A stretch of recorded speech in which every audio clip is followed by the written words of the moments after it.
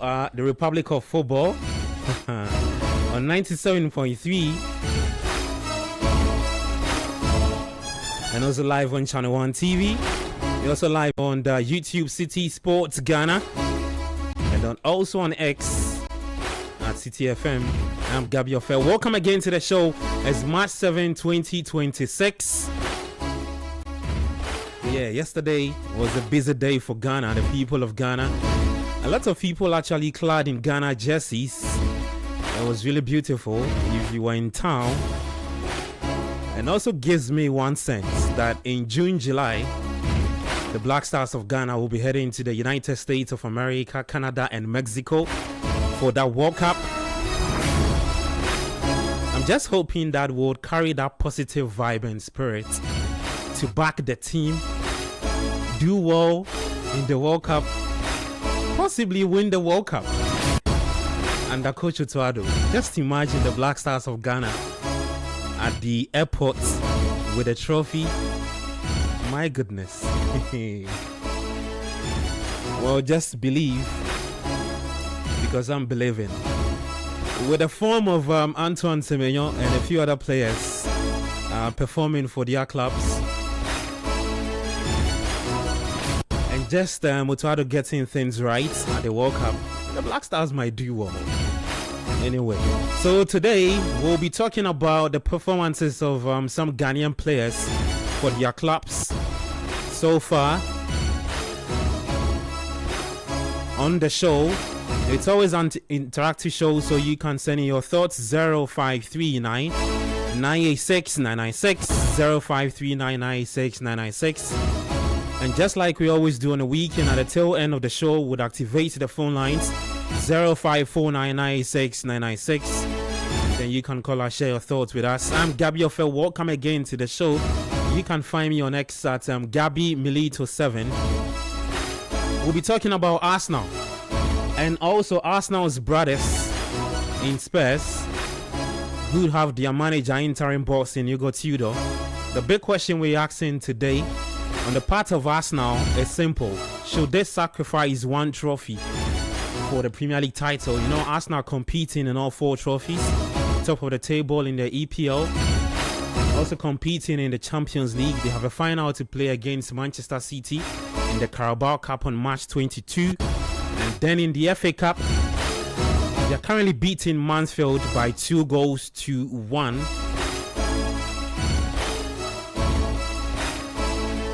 So that's the question we are asking today. The polls will be up on YouTube, so you can head there, vote, and also leave your thoughts with us, and I'll be glad to read it out for you. Then we head to the camp of Spurs. Hugo Tudor, who is the interim boss, is already talking, looking at a big job he has to do that saves Spurs from getting relegated, competing in the championship next season. Imagine Spurs with their beautiful edifice, the stadium, and having championship football there. That's a big loss to Spurs as a club, and the quality of players they've got, and the manager they are looking to bring in next season. So we'll be talking about them, and then just like I said, we just do a quick scan of some Ghanaian players across Europe. Top of the list, your guess is as good as mine. It's Manchester City's Antoine Semenyo. He's on red hot form. We're hoping that he can carry that form onto the national team. The guys are here to help me get into the conversation. I'll introduce them a bit later. But this weekend, we have no Premier League games. The games will be back next weekend. So this weekend, the FA Cup will take center stage in England. But when you head to Italy, there are some good games you can look forward to. The likes of Como are in action. Como taking on Cagliari. Atlanta will be taking on Udinese. And Juventus up against Pisa. Italian Serie A. When you head to the French Ligue 1, Nantes up against Angers, AJ Auxerre will take on Strasbourg, and then Toulouse will take on Olympique Marseille at 8:05 p.m.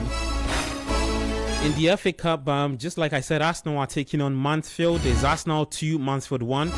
Wrexham will play Chelsea at 5:45 p.m. And then Newcastle United up against Manchester City at 8 p.m. So those are the games for today. Not a lot of games to look forward to.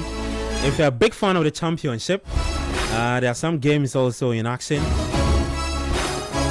Blackburn up against Portsmouth as we speak. Hull City are losing to Millwall by 3-1. Later at 3 p.m. there's Bristol City up against Coventry.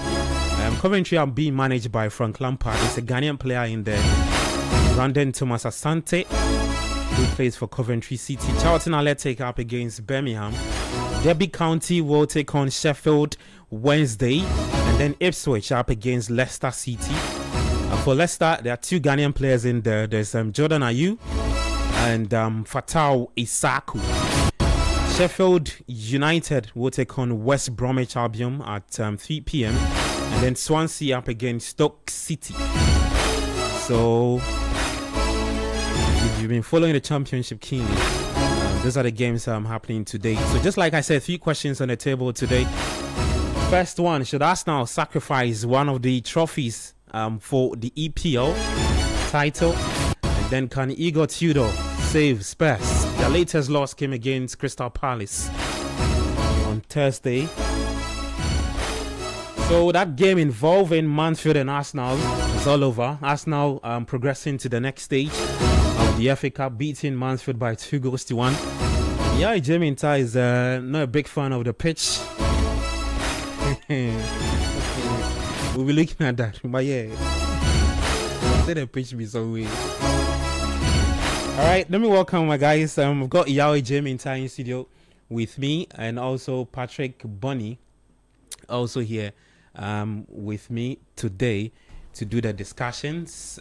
You can also join the conversation 053996 996. Later at the tail end of the show, we'll activate the phone line 0549 96996. So feel free to join the conversation, and we'll be glad to read them. Good afternoon, y'all. Good afternoon, Patrick. We good?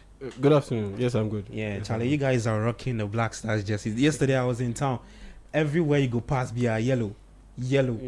Mine is a bit old school. I mean, this is the 2022. This was 2022. Yeah, ahead the of World Cup. Yeah, the World Cup. Yeah. Charlie, but it's still looking fresh. Though. It feels like a new jersey launched into this. Oh yeah. Because I don't wear it that much. I mean, so this is the Black Stars are winning too many games, so yeah. I don't wear it that much. So what Patrick is also wearing is I think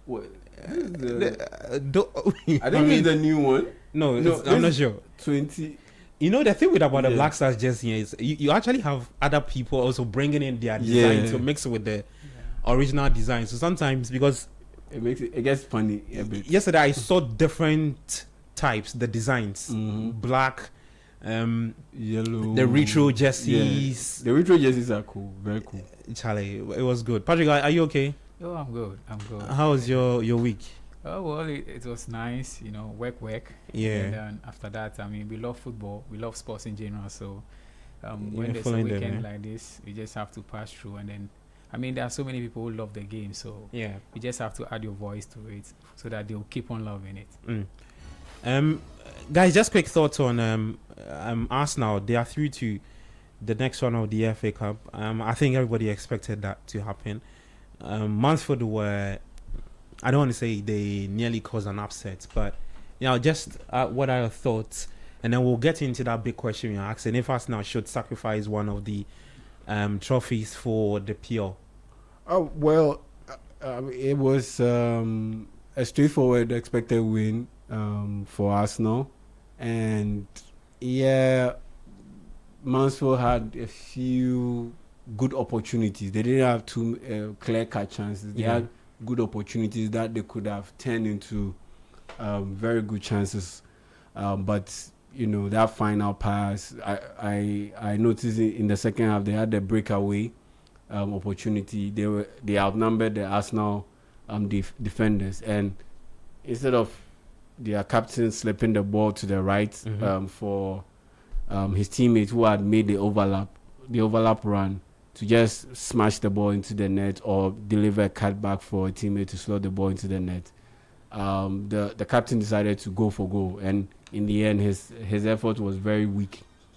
It was a very weak and tame effort, and so that was a very good goal scoring opportunity that they let go or they missed. And so aside those few instances, I don't think Arsenal were threatened that much, and they handled business. Eberechi, they came off the bench and he smashed in a very good goal. And so I look at it and I think it was an expected win, and Arsenal handled their business without too many scares and without too much fuss. They didn't overly delight with or excite with their style of play. And at the end of the day, they got the job done. They've qualified to the next round, and so their chances of or their quest to win 4 trophies across all 4 competitions is still intact. So there's nothing much to worry about. Okay, Patrick, I'll come to you, but before I do so, let me just run our viewers and listeners through those who started for Arsenal, and then we'll go through the 11 for Mansfield as well. For Arsenal in post, they were lining up in a 3-4-2-1 formation. So they had Kepa, Aretha, Balaha in post, the back 3 of Calafiori, Mosquera, and then Salmon. Mali Salmon, he's a new player. He's 16 years old. They had Martinelli starting, Kai Havertz, Christian Norgard, Noni Madueke, Leandro Trossard, and then Max Daumann, and also Gabi Jesus leading attack for the Gunners. On the part of Mansfield, it was a 3-5-2 formation. Robert, Noel, Oshilaja, Blake Tracy, Aikens, Russell, Reed, Abbott, McLaughlin, Robert, and Oates. The 2 for Mansfield. When you look at Arsenal's bench, Victor Gyökeres was there. There was Bukayo Saka, Eberechi Eze, Yurin Timber, Pierre Hincapie, all on the bench for Arsenal. Patrick, what I'm picking up from Arsenal's starting 11 is that Arteta shuffled the pack. He gave opportunities to French players who are not, you not typically see starting in the Premier League.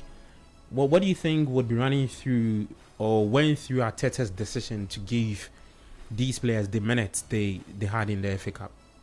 Well, if you look at Arsenal, I mean, the depth in terms of the squad is there. And then this is why you sometimes have to find it very important working on your academy, because when the matches are many, and then you have to understand that the injury tool will always be there. So in games like this, it is good to introduce the young ones who are not consistent in the English Premier League. And then if you look at the number of games left for us now, they need to be very careful in terms of the players they parade in games. And then games like this, I mean, you need to give the young ones the opportunity to play. So for me, if you look at the squad they paraded for the game, it was a very decent one.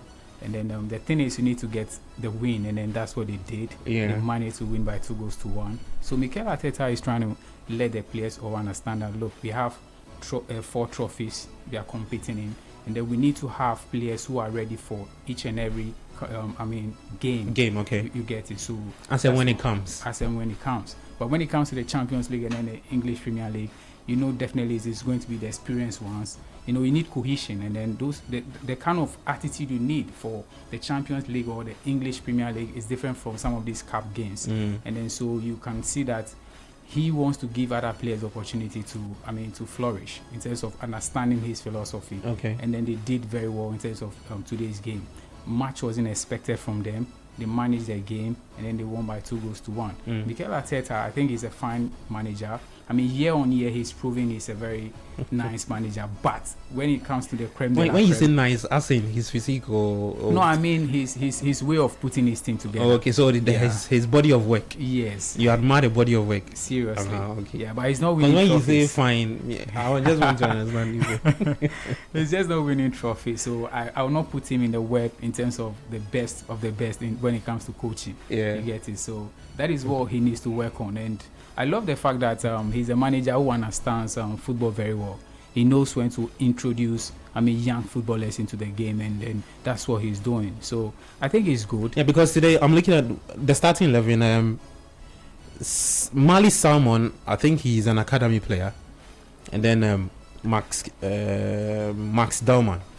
So 2 players, I think, from the academy who started today, mixed with the experienced lads. Yeah, you see, so it is important. It is good to give them this kind of games so that they will learn. You get it? And sometimes, if you've been on the field before, you understand that when you are playing with experienced players, they teach you a lot. Mm-hmm. Yeah, you kind of have your own style of football, your own trust in terms of what you can do.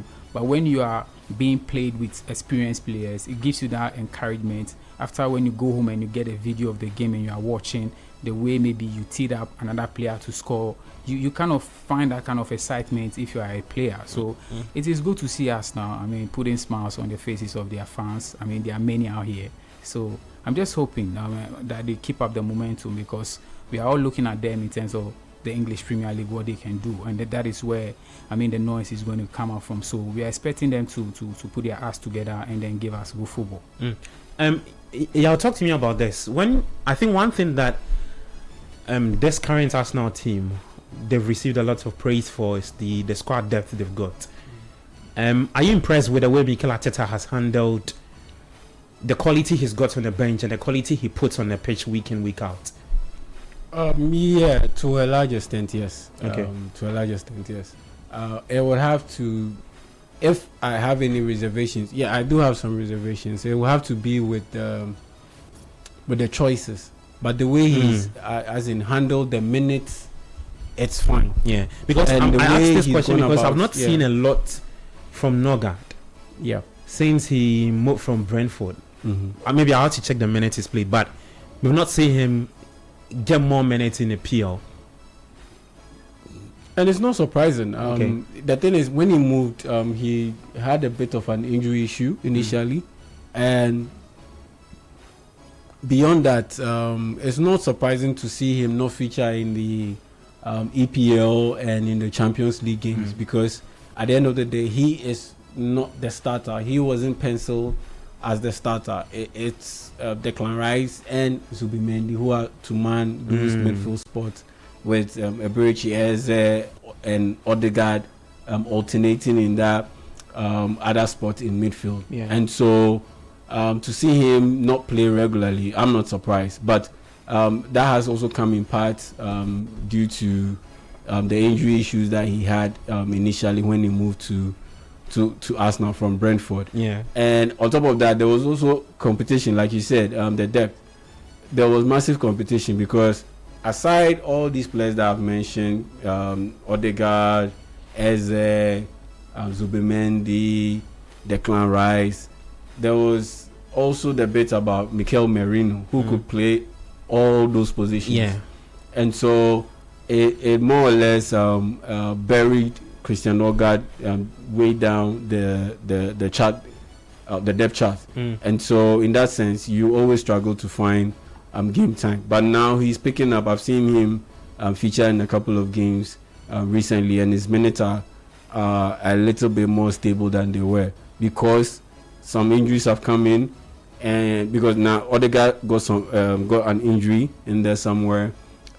Today, for instance, Trossard also picked up an injury in there. So gaps are opening up for him to be able to play some minutes, especially when you just have about 11, 12 games to end the season in the Premier League. You have some games in other competitions to play. He will definitely get some playing time. But the only issue I have with Mikel Arteta, like I said, is the choices, the choice of personnel. So, for instance, in today's game, looking at the nature of the pitch, and looking at... So he's lost 2 players. I'm thinking it's because of the pitch. He's lost Calafiori and Trossard. So, 2 injuries. And the Calafiori bit is where I was driving at. Okay. So looking at the nature of the pitch and looking at Calafiori's injury history, even before he joined Arsenal, and as he's been with Arsenal, or since he's been with Arsenal, his injury record has not been the best. And you are going to field him on such a surface. I have an issue with that. what happened to Miles Lewis Kelly. Okay. Something of that sort. Yeah, so, Lewis Kelly was suspended for this game. Yeah. Okay, that would have been best. But at the end of the day, you have Hincapie. Yeah. So I would have suspected or expected him to start Hincapie ahead of Calafiori. In such a game. Then you keep Calafiori for the Champions League game that you have next week. Okay. So in that sense, that's where I have a bit of an issue with Mikel Arteta because of some of the choices that he makes. Because, like I said, the surface of the pitch, it wasn't the best. Okay. And if you have a situation where the guy has had major injury issues, why do you risk him? Why do you risk playing him on such a surface? He did that, and now he's picked up another injury. But is that not Arteta looking at the game and saying that, okay, I want to put my best foot forward, and not allow Mansfield to drag me into some playoff or extra time stuff, and that's why you want to go with his best. Calafiori, I get it, but at the end of the day, in the end, you still brought on Hincapie anyway. Because he came on very early in the 38th minute. I believe. You still brought on Hincapie anyway because he came to replace Trossard. Yeah. You still brought him. You still brought him on anyway. So I was thinking, and on top of that, you would want to have Calafiori start in the Champions League ahead of Hincapie, ideally or ordinarily. So in that sense, if you are rotating or when you are rotating, you bring in you let the backup more or less start the game against Mansfield. Then you keep the regular starter for the Champions League.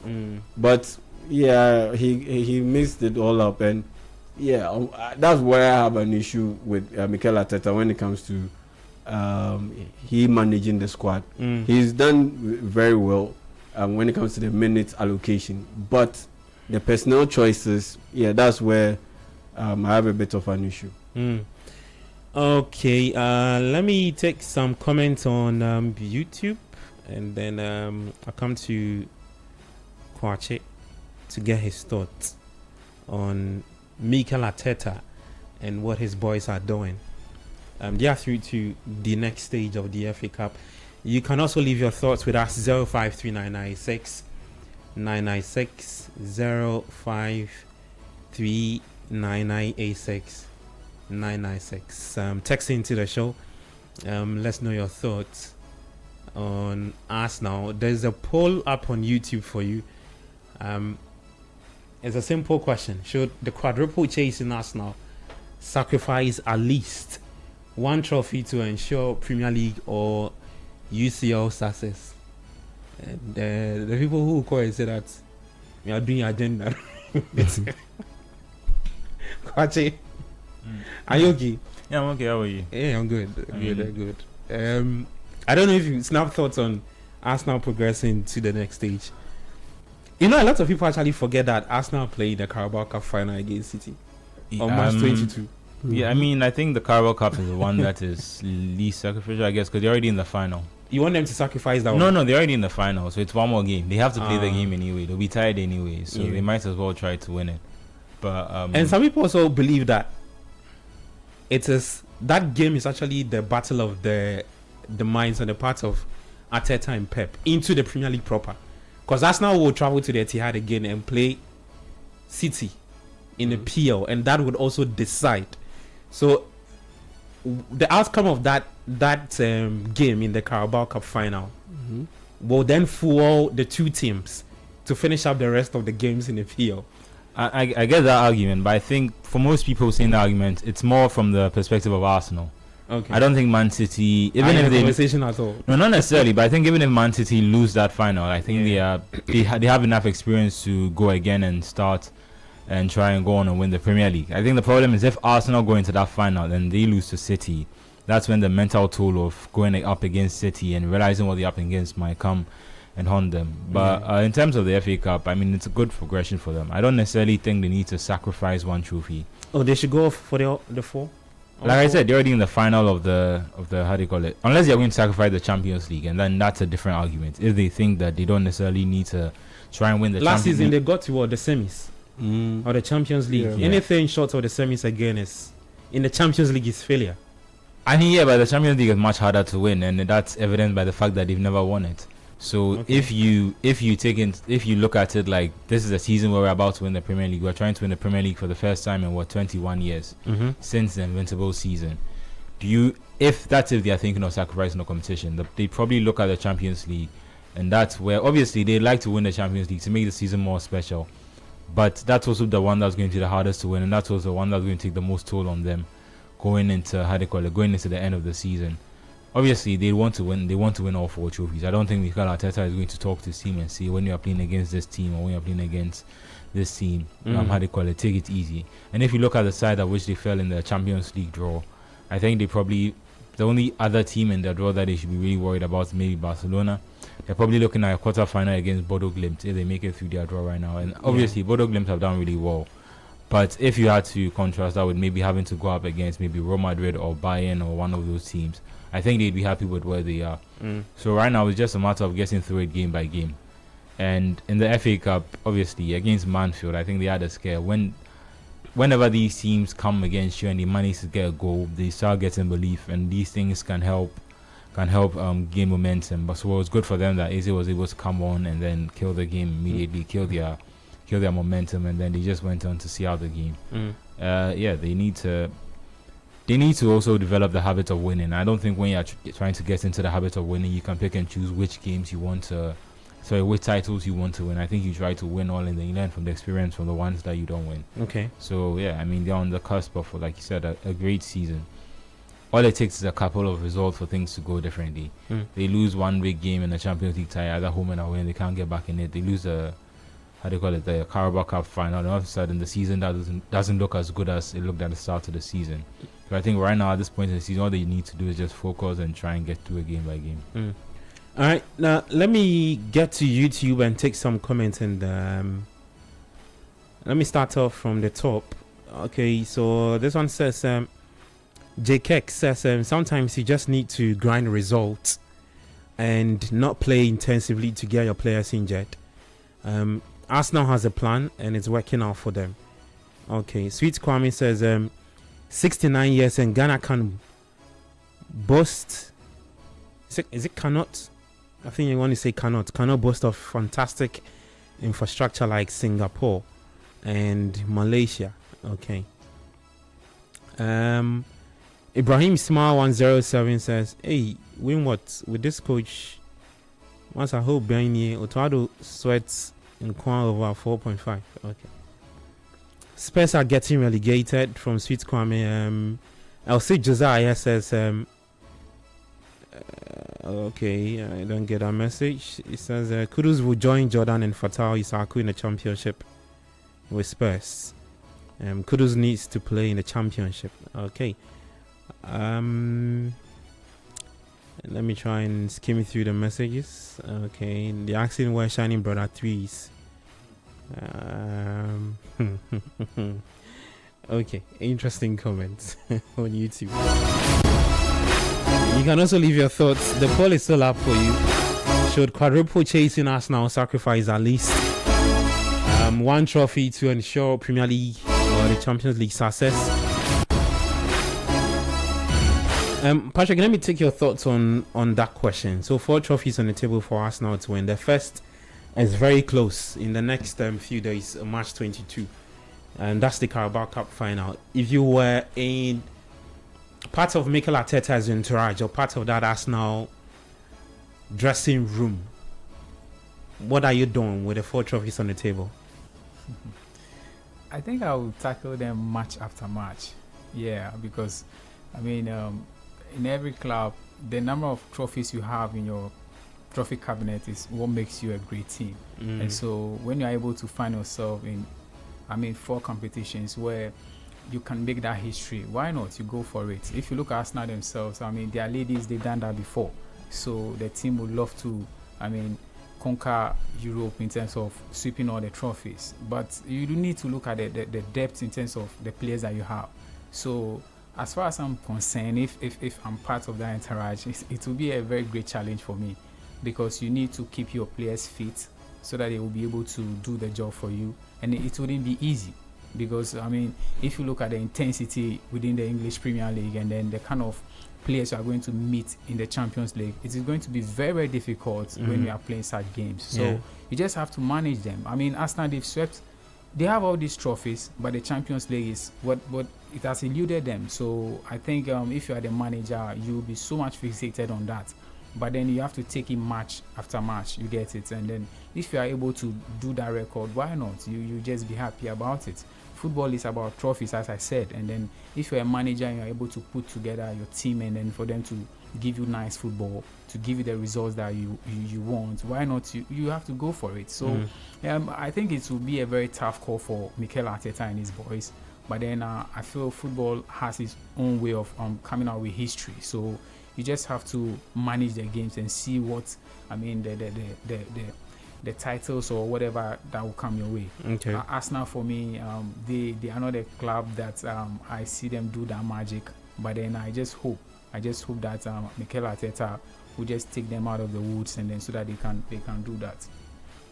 I mean, not to seem like a little bias and put a Liverpool spin on it, but there was a season about 2-3 seasons ago, Liverpool were actually going for all 4 trophies. I remember. Yeah, and if you remember when you think that would happen to no, I'm just pointing out it hasn't been done before in English football. There's a reason why no team has been able to do it. What's the reason? I mean, it's quite difficult to do, especially. Has it got to do with? So has it got to do with the squad depth, players not living up to? I think it's concentration from the start of the season to the end. So if you take something like the Carabao Cup, that's at the start of the season. So that means even when the season starts, even if things are not going well, you still need to make sure that you're able to progress through to the other round, even if you're rotating your squad. Yeah. And you have to keep that all the way to the FA Cup and then the Premier League and the Champions League. If you remember, what happened with Liverpool was they won the Carabao Cup and they won the FA Cup, but then they lost the Premier League on the last day to Man City. Yeah. That last the comeback again to was it West Ham, Aston Villa, Man City last comeback, and they lost the Champions League final to Real Madrid. Vinicius Junior scored, and that's like, so they were nearly perfect, but it just took 2 games where things didn't go quite good for them. Undone. Yeah, how do you call it, practically? Because if they had been able to at least win the Champions League, it would be a more memorable season. But now when you look back at it, because they were only able to win the FA Cup and the EFL Cup, it looks like a quite average season, whereas it could have been more than that. And that's just where the struggle is, I think, for Arsenal. And I think that's why I think that they need to focus on the trophy that they really want. If it's the Premier League that they think that this is the first time in 20 years that we're going to win it, and we need to have that much concentration, doesn't necessarily mean that you need to try and lose other games. It just means to rotate your squad in a way where it looks like you're prioritizing these games.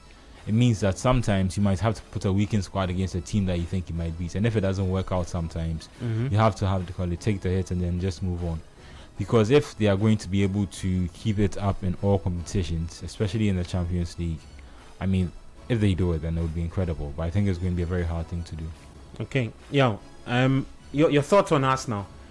Yeah, on the 4 trophies available to them. I mean, why not? Why not go for it? Because at the end of the day, you have a situation where Barcelona have won all 6 titles.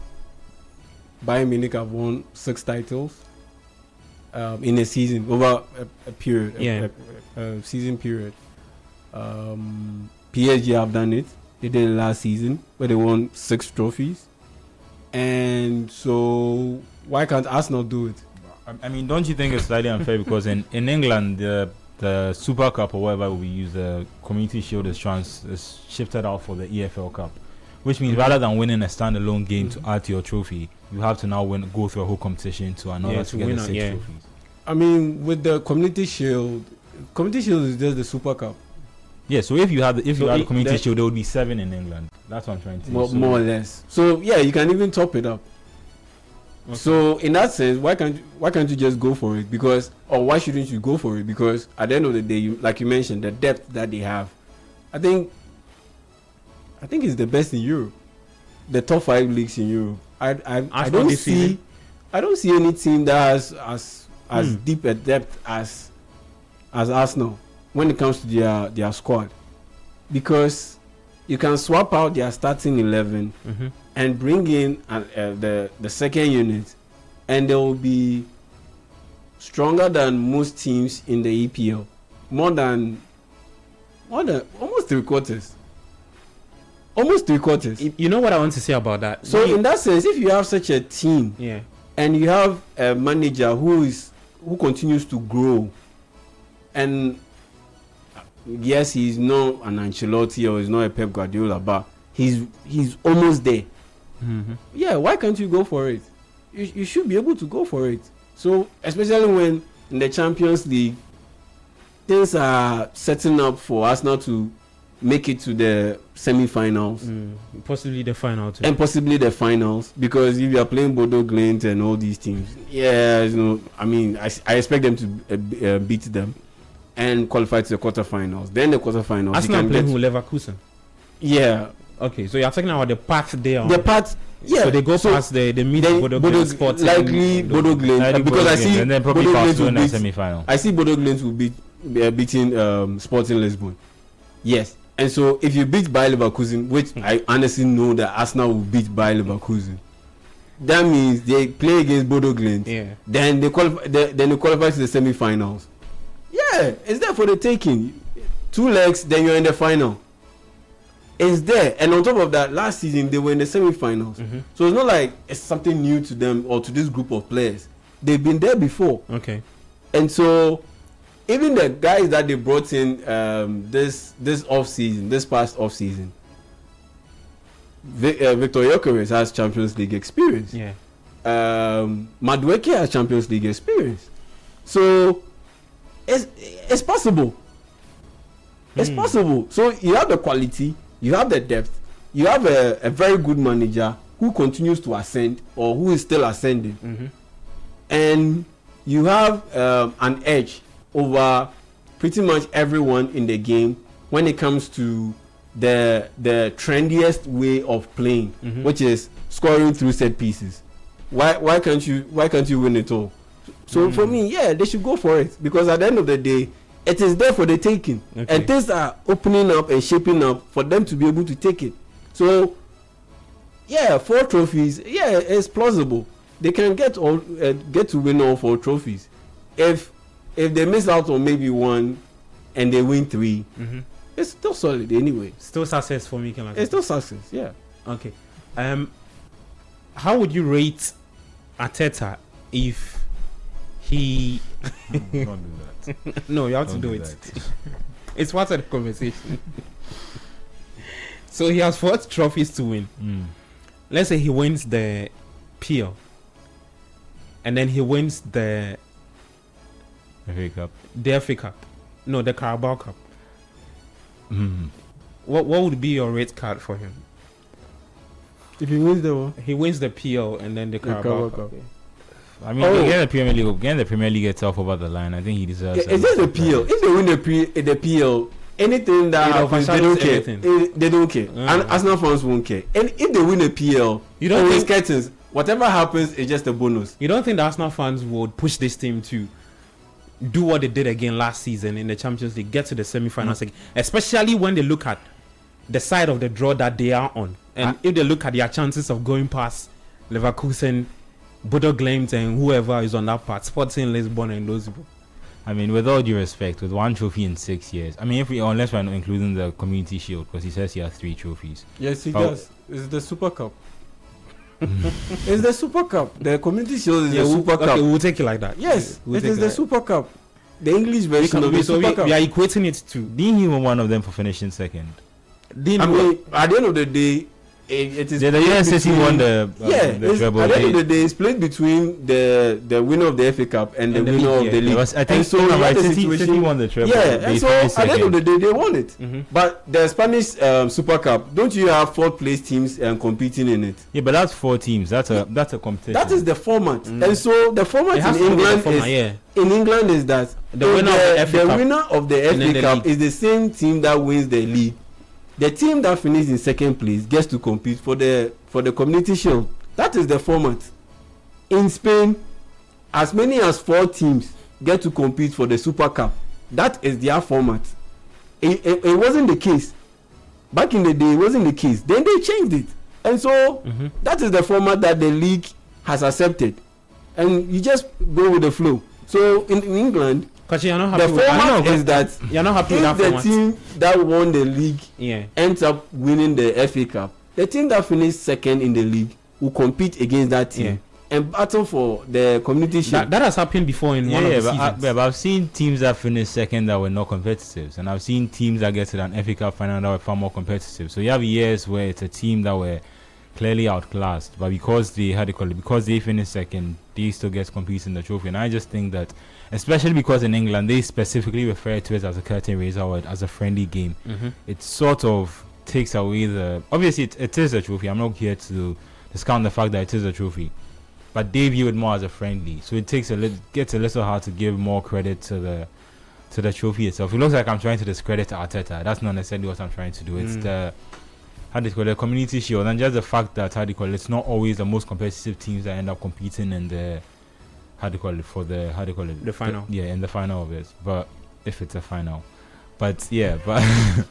But sure. Why are you trying to rubbish the Community Shield in a very nice way? I'm not trying to rubbish. I'm not trying to rubbish the Community Shield. I'm just pointing out that. But you see this argument, right? I've heard it from, and I've heard and read from other people. I mean, how they view it. Like you said, some people view it as a friendly game. Some people also view it as that competition that you can actually count as part of your. Yeah, I mean, Mourinho called it the trophies you've won en route to opening the league campaign or whatever it is. And some coaches and even players give it more attention than even the start of the league. So they go into it like Leicester City. There was one season they won. I think the reason why David Moyes' reign at Manchester United wasn't or isn't classified as trophyless is because he won Manchester United to win the Community Shield. So how can you say that it is not a trophy? It is a trophy. It is a new version of the Super Cup. David Moyes won that trophy with Manchester United, and so because of that, David Moyes' time at Man United, which lasted 7 months, he has a trophy to show. He has a trophy to show for it. So, Kwache, please proceed without denigrating. That means every Manchester United manager has a trophy bar Ruben Amorim, unless I'm mistaken. Well, yeah. Jose won it. Mourinho won. Yeah, Mourinho won the Europa League. Except for Ole probably didn't win. He got to Europa League final. Yeah, that is the standard of Manchester United. Moreno. Every coach that coaches at Man United should win a trophy. That is the standard. That's why they are an elite club. That's why they are an elite club. So you have a situation where Van Gaal, he won the FA Cup. The following day, he got sacked. I mean, but he got sacked because he failed to qualify the team to the Champions League. That is the standard. I still think it's a little scandalous to be because Mourinho added it to his, and he said it was a treble when he won the EFL Cup, the Community Shield. The treble is FA Cup, Champions League title. Anything other than that, it is not a treble. Man City had that before. They won the Carabao Cup, they won the FA Cup, and they won the English Premier League. They called it a domestic treble. It is not a top treble because there was no Champions League in it. A treble is when you have a European competition title win. Europe, and yes, the others from so maybe it could be. I think there was a time Liverpool won it. Europa League. That time it was UEFA Cup. They won UEFA Cup. They won FA Cup, and they won Carabao Cup. That is the That is not a top level. Proper treble. No, that's not even a proper treble because they didn't win the league. Okay. So your proper treble is league, FA Cup, Champions League, or maybe Europa League. Yes, that is a treble. Yeah. Well, you see, what I was saying, I was also opening another side of the conversation because I'm sure somebody's view of a proper treble too will be. I have won the league, I have won the FA Cup, and I've won the Carabao Cup.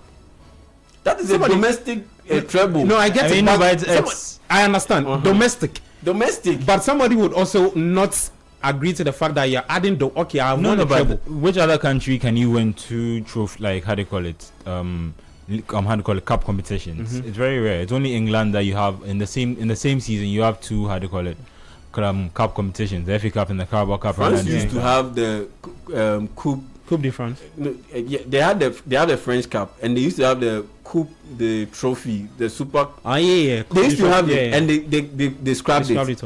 They scrapped it. And so it used to be France and England, but France have ditched it. And so it's now only England.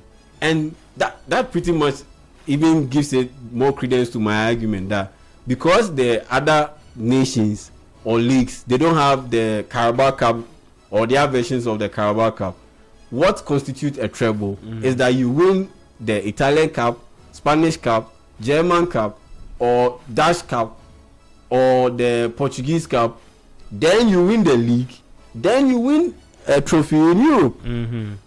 Okay. Kwache, now you can proceed with your submission. Yeah, sorry. So Arteta has 3 trophies, 3 major trophies at Arsenal. And even though that's a lot, I still think that it's a little too rich for the fans to now come back and be like, oh, you're not like, why aren't we winning all these trophies this season?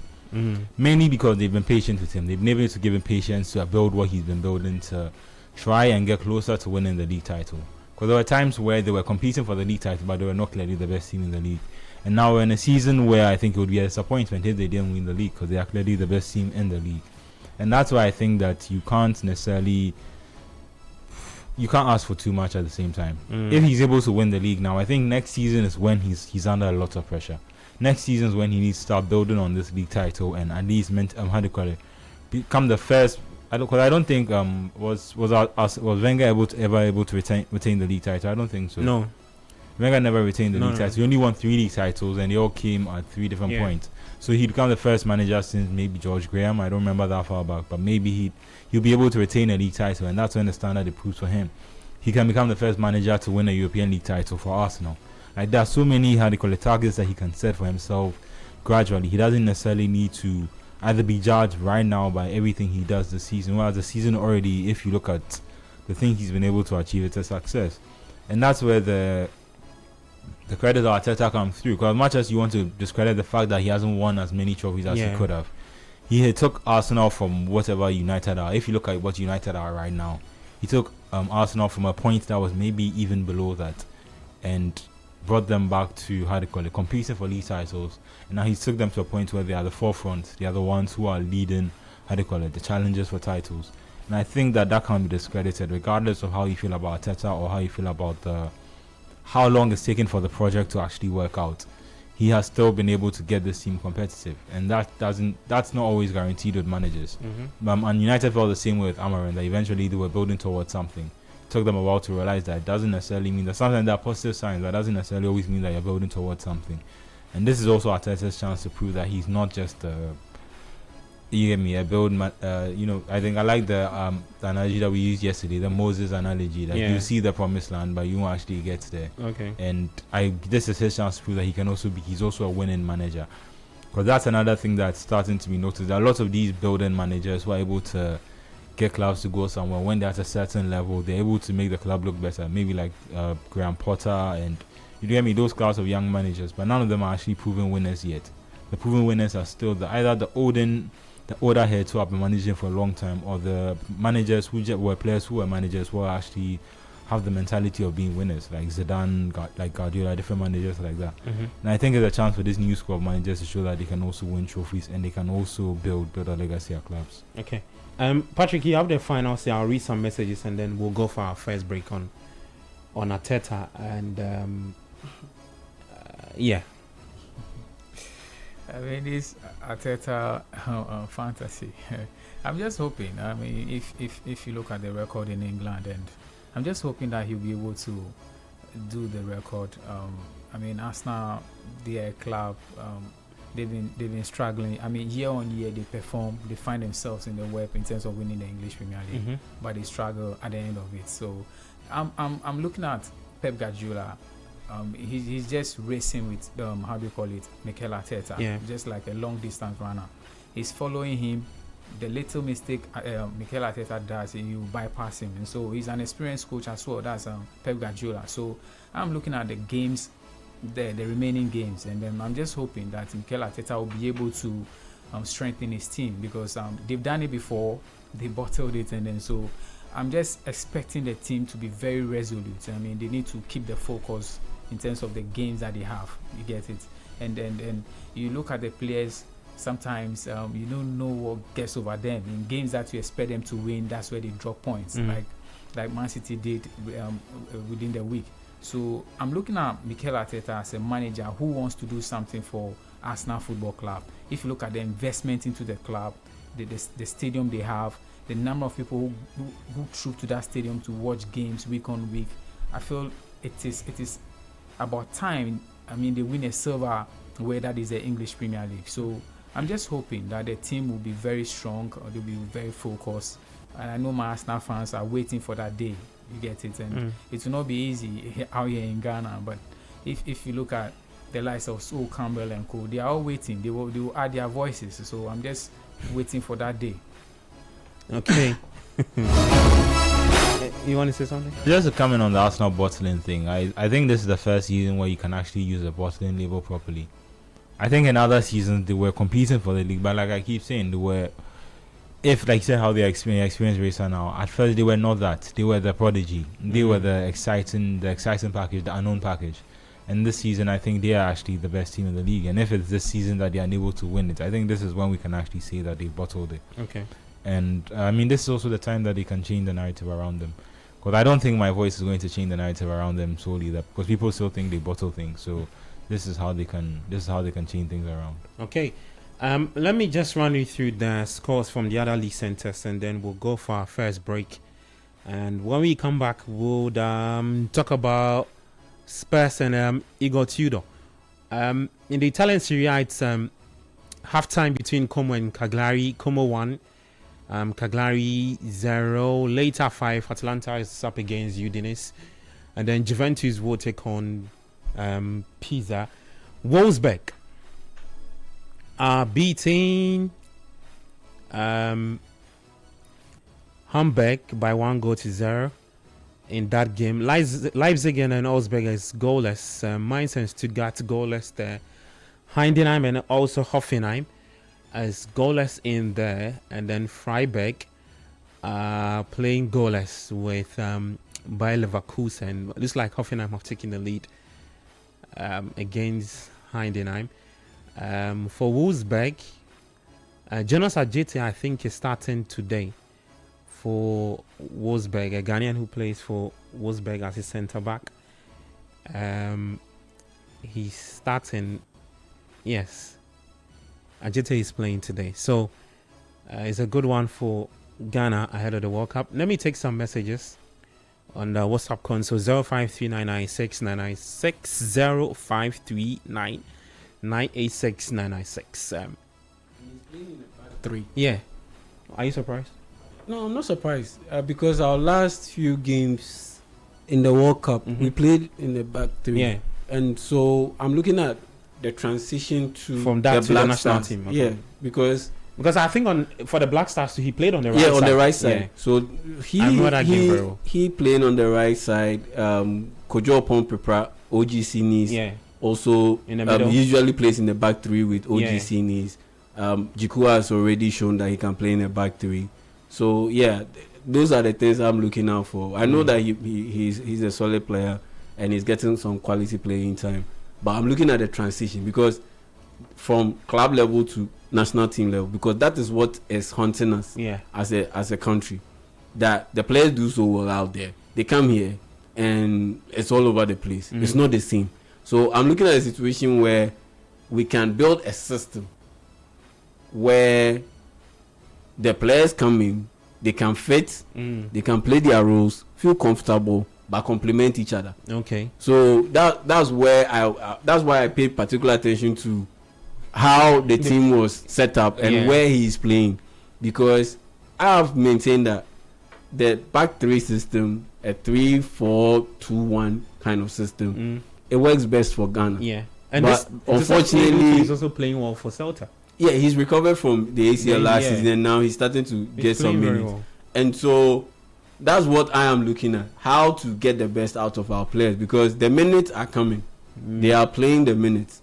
And so it's all about meshing them and how team to cohesion. Make them produce like they produce when they are out there for their clubs. To Coach Otuado, that's from Yawo Jaminta. Kobe Baden listening live from Dansuma Sarah says, yesterday on Sports Panorama, I heard Abeku talking about the experience and the issues of the DIU. Please, I want to inform him that modern day football is not about experience, but about coaching and the mindsets of the players. England had all the experience previously, but couldn't win anything. Inter had the experience to win the UCL, but it ended up in tears for them. Which season? Because that, I know, but he's supposed to. Yeah, he's supposed to add the. Because if you say Inter had experience to win the UCL, it's kind of like. I mean, because it's fresh, so maybe that's why. And Konigsdorfer is also starting for Hamburg. Oh, okay. Yeah, in that game against Wolves. In Ransford, Konigsdorfer. Yeah, Wolfsburg. Yeah, Ransford, Konigsdorfer.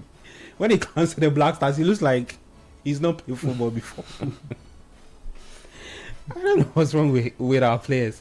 Well, Kole Gideon from Koforia says, Arteta wanted to get Calafiori fit because he hasn't played much since his return from injury.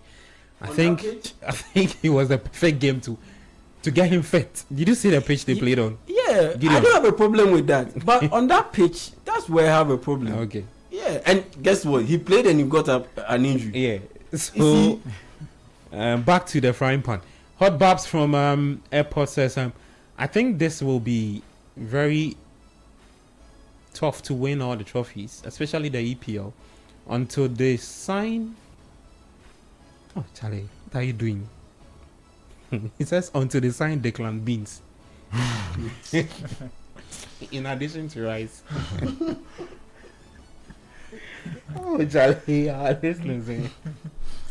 Why would you do this? That's someone's name. Hot Babs. Okay, let's take our first break.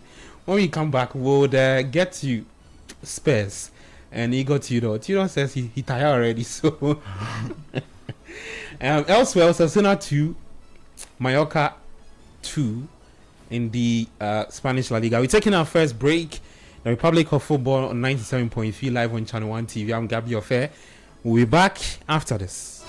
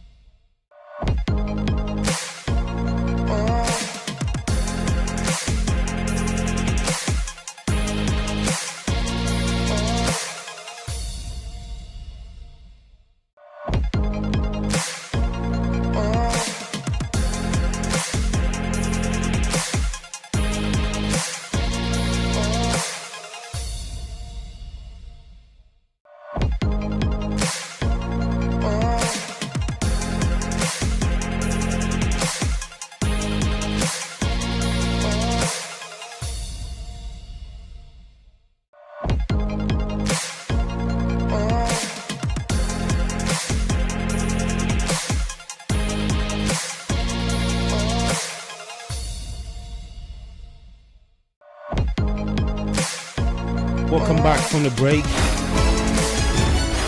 This is the Republic of Football, live on 97.3, live on Channel 1 TV as well, and I'm live on YouTube, City Sports Ghana. We're also on X City FM. You can listen to us over there.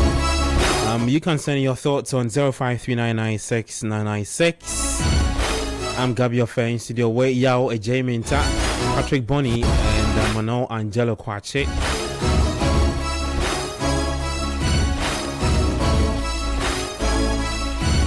Raymond Decoder inside Tema Community 4 says, good afternoon, Republic of Football. For Ghanaian interest, it saddened me that my team, Real Madrid, is paired with Man City because of Antoine Semenyo. Madrid will go through. Okay, Danilo says, it baffles my mind when United find themselves at the losing end with a man advantage.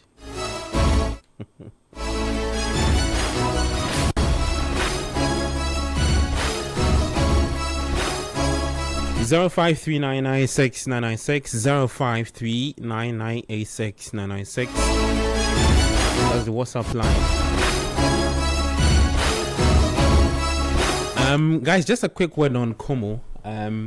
Before we get back to Spurs, they are beating Cagliari now. So if they win today, they are first. They were fighting for the Conference League spot next season, but now they are in the Europa League spot.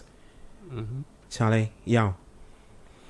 Can they maintain it because there's also AS Roma? They're also in the semi-finals of the Coppa d'Italia. Yeah, they played goalless with Inter. Yeah, in the first leg. I think Inter will qualify. The other half of the bracket in the Coppa Italia. That's Atalanta. It's Lazio and Atalanta. Yeah. Yes, they drew 2-2 in the first leg. Kamaldeen Sulemana got an assist in that particular game. So yeah, for me, I think Inter will qualify and ahead of Como, and in the Europa League qualifiers or the qualifiers for the Europa League. Yeah, I'm tipping AS Roma. But Roma is in the top 4. Yeah, top four. I mean, the Champions League. Yeah, and so it's for one spot for Europa next season and another for Conference League in Italy. Yeah, I'm looking at Como picking the Europa League. No. Conference League. Conference League. Okay, so they are competing with Juventus now. Yeah, I see Juventus ahead of Como. How the mighty have fallen. I see Juventus also qualifying for the Champions League. That's why I picked Roma to make it to the Europa League. Oh, okay. Yeah, I see Juventus qualifying to the Champions League because over the past few weeks they've lost games. They lost to Inter Milan by 3-2. Yeah, with them, and they played with a man down for about 63 minutes of that particular game. Atrocious referee from decision from the referee to dismiss Pierre Kalulu from that game. Then, and I saw the way they battled very well in that particular game. Then in their Champions League, they got lost, annihilated by Galatasaray 5-2. They also lost a man. They went down by a man. Yeah, for about 60 minutes, and they forced the game into extra time, and they did a very good job in that particular game. Unfortunately, yes, they got outlasted by Galatasaray. Osimhen scored, and then they got another goal, and it became 5-3. And so, in that sense, they've shown to me that they're a team that can really dig deep and can get things done, especially under Luciano Spalletti. Okay. And that they are getting more comfortable with him because he wasn't their coach at the start of the season. He was Igor Tudor. Yeah. Then Tudor got sacked. Spalletti came in, and things weren't too good. But now I see the way they've played in recent weeks, and I honestly believe that they will have a very solid end to the season. Okay. That's why I'm picking them ahead of AS Roma to make it to the Champions League. So I see Juventus joining Napoli and Inter Milan, AC Milan to go to the Champions League. Then the Europa League for me is AS Roma. Okay. Then the Conference League I see for Como picking it up. Interesting pick. Yeah. Kwache, your thoughts on Como's run compete to clinch one of the places in Europe, Conference or Europa League next season. Yeah, I mean, I think. And bear in mind, they've already beaten Juventus. Yeah, home and away, I think. Yeah, the last result was a 2-0 win. It came in the 5 games for Juve where they've won just 1. Yeah, and even this game, I'm looking at paying attention to this game because of Ghanaian interest. Ibrahim Suleimana plays for Cagliari. Yeah. So I'm also looking at how he's also faring in this particular game against Fabregas. Fabregas' setup. Yeah, that's him on the ball. So yeah, he's looked quite good. Because there could be a possibility that Partey won't play at the World Cup, or he might be limited at the World Cup. So Sibo and then Suleimana. Yes. And that for me, I mean, would have some issues in terms of two DMs. Yeah. And in terms of, they are not necessarily proper deep line ball progressors and deep line playmakers at the same time. They are your old school fashion DM, breakout play, and just pick out the simple pass and let the creative players do their thing. So I'm looking out for signs that he can progress the ball, signs that he can pick out a long pass, signs that he can pick a pass that would break through the line of midfield and get to the next phase. So yeah, those are the things I'm looking out for. All right, Kwache. I mean, looking at Como, I think they've done really well. I think they progressed from last season, which is impressive. The only thing is, initially at the start of the season, I think we thought it was going to be a 3-horse race in Italy with Milan, Inter, and and Napoli. But Napoli haven't put together a proper title defense. We thought the problems this season were only in the Champions League, but it looks like they've extended to the league as well. And that means that while they haven't been able to keep up with Inter, because Inter are now much further ahead, it means that they have those of you who were laughing at Christian Kivu when they appointed him and said that he can't win the league. I thought they'd struggle to adapt from moving on from Simone Inzaghi. It's not necessarily about how Kivu himself, it's just about how much Inzaghi had been able to do at both both Lazio and then moving to Inter now. I was also surprised that he was going to chase money in Saudi Arabia rather than trying and build on a season where they nearly won the league and they nearly won the Champions League. I think the missing out on both trophies made it a bit harder to take for him, and he decided to move on and try something else. But it looks like Inter themselves have been able to hold it well. So now they are 10 points ahead of Milan on the table. They are 11 points ahead of Napoli, which means that they have at least they have a clear gap to the other two teams with about 11 games to go, 10 games to go to the end of the season. So it means that Como realistically won't be able to catch up to them. But there's because there's a gap between Napoli and Como. About if they win this game, it comes down to about 5 points. Yeah, they go level on points. Napoli 56, Como 51. Yeah, they go. Como will level on points with Roma, but Roma played a game less. So it depends on how they play this season. So I think I mean Roma have been good under Gasperini, but they might just and they might find it a bit hard to compete in, like you said, in the Coppa Italia and also in the league.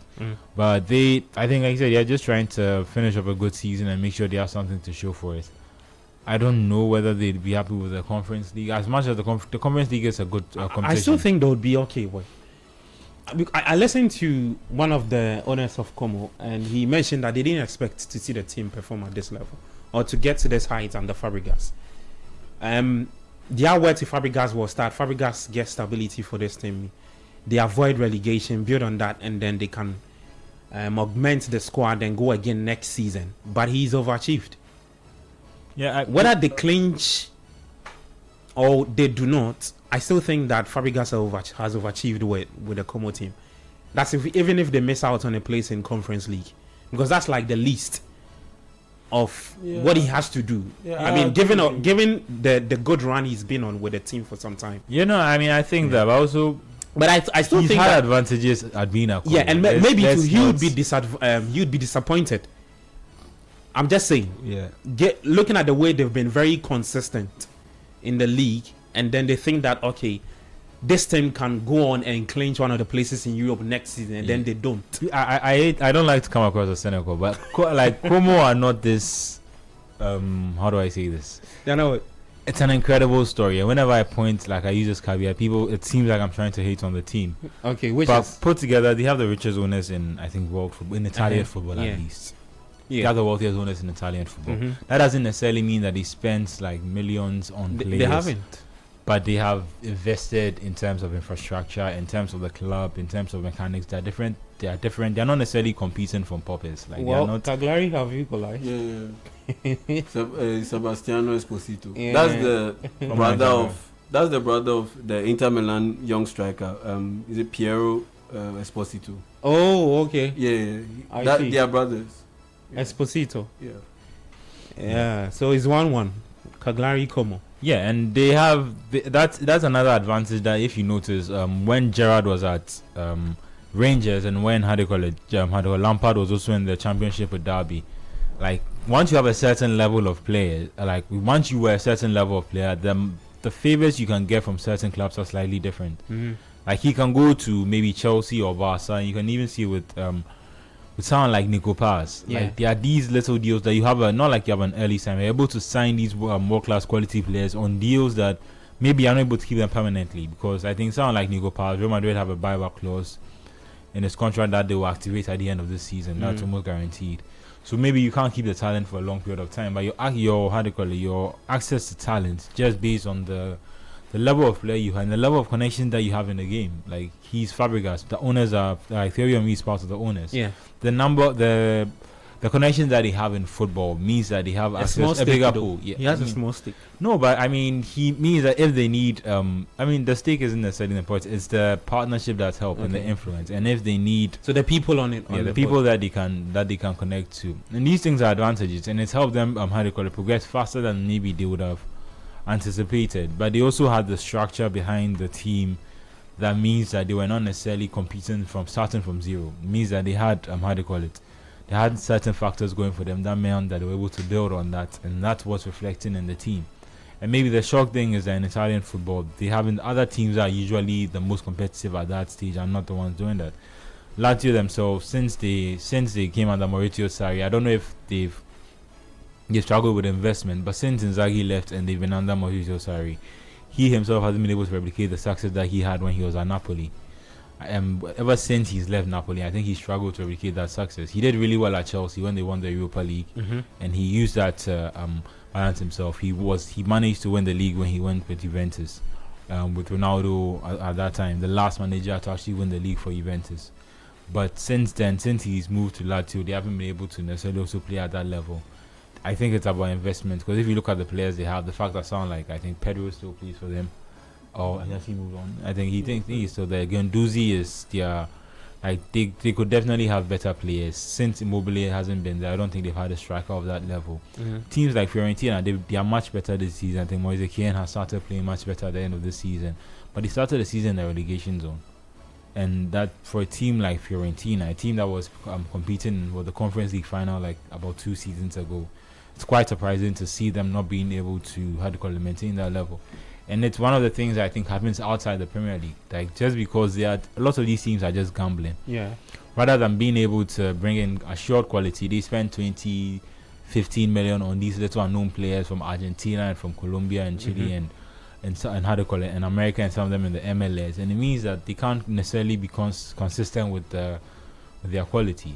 It's obviously money really helps, and the better quality players you have, the more you can be consistent with your style of play. But if you look at teams, even in other leagues like Spain and La Liga, other teams are not able to invest money at a level because they don't have enough. I don't know if it's just the TV rights, man, but because they don't make enough money from their league, they're not able to invest at that level. Yeah. And it means that sometimes they have to take a gamble with either managers or players, and you can't always have the same level of quality throughout. Patrick, any word on what Fabregas is doing with Como? And if you look at the games they've got left to play, you think they can go on and then compete in Europe next season?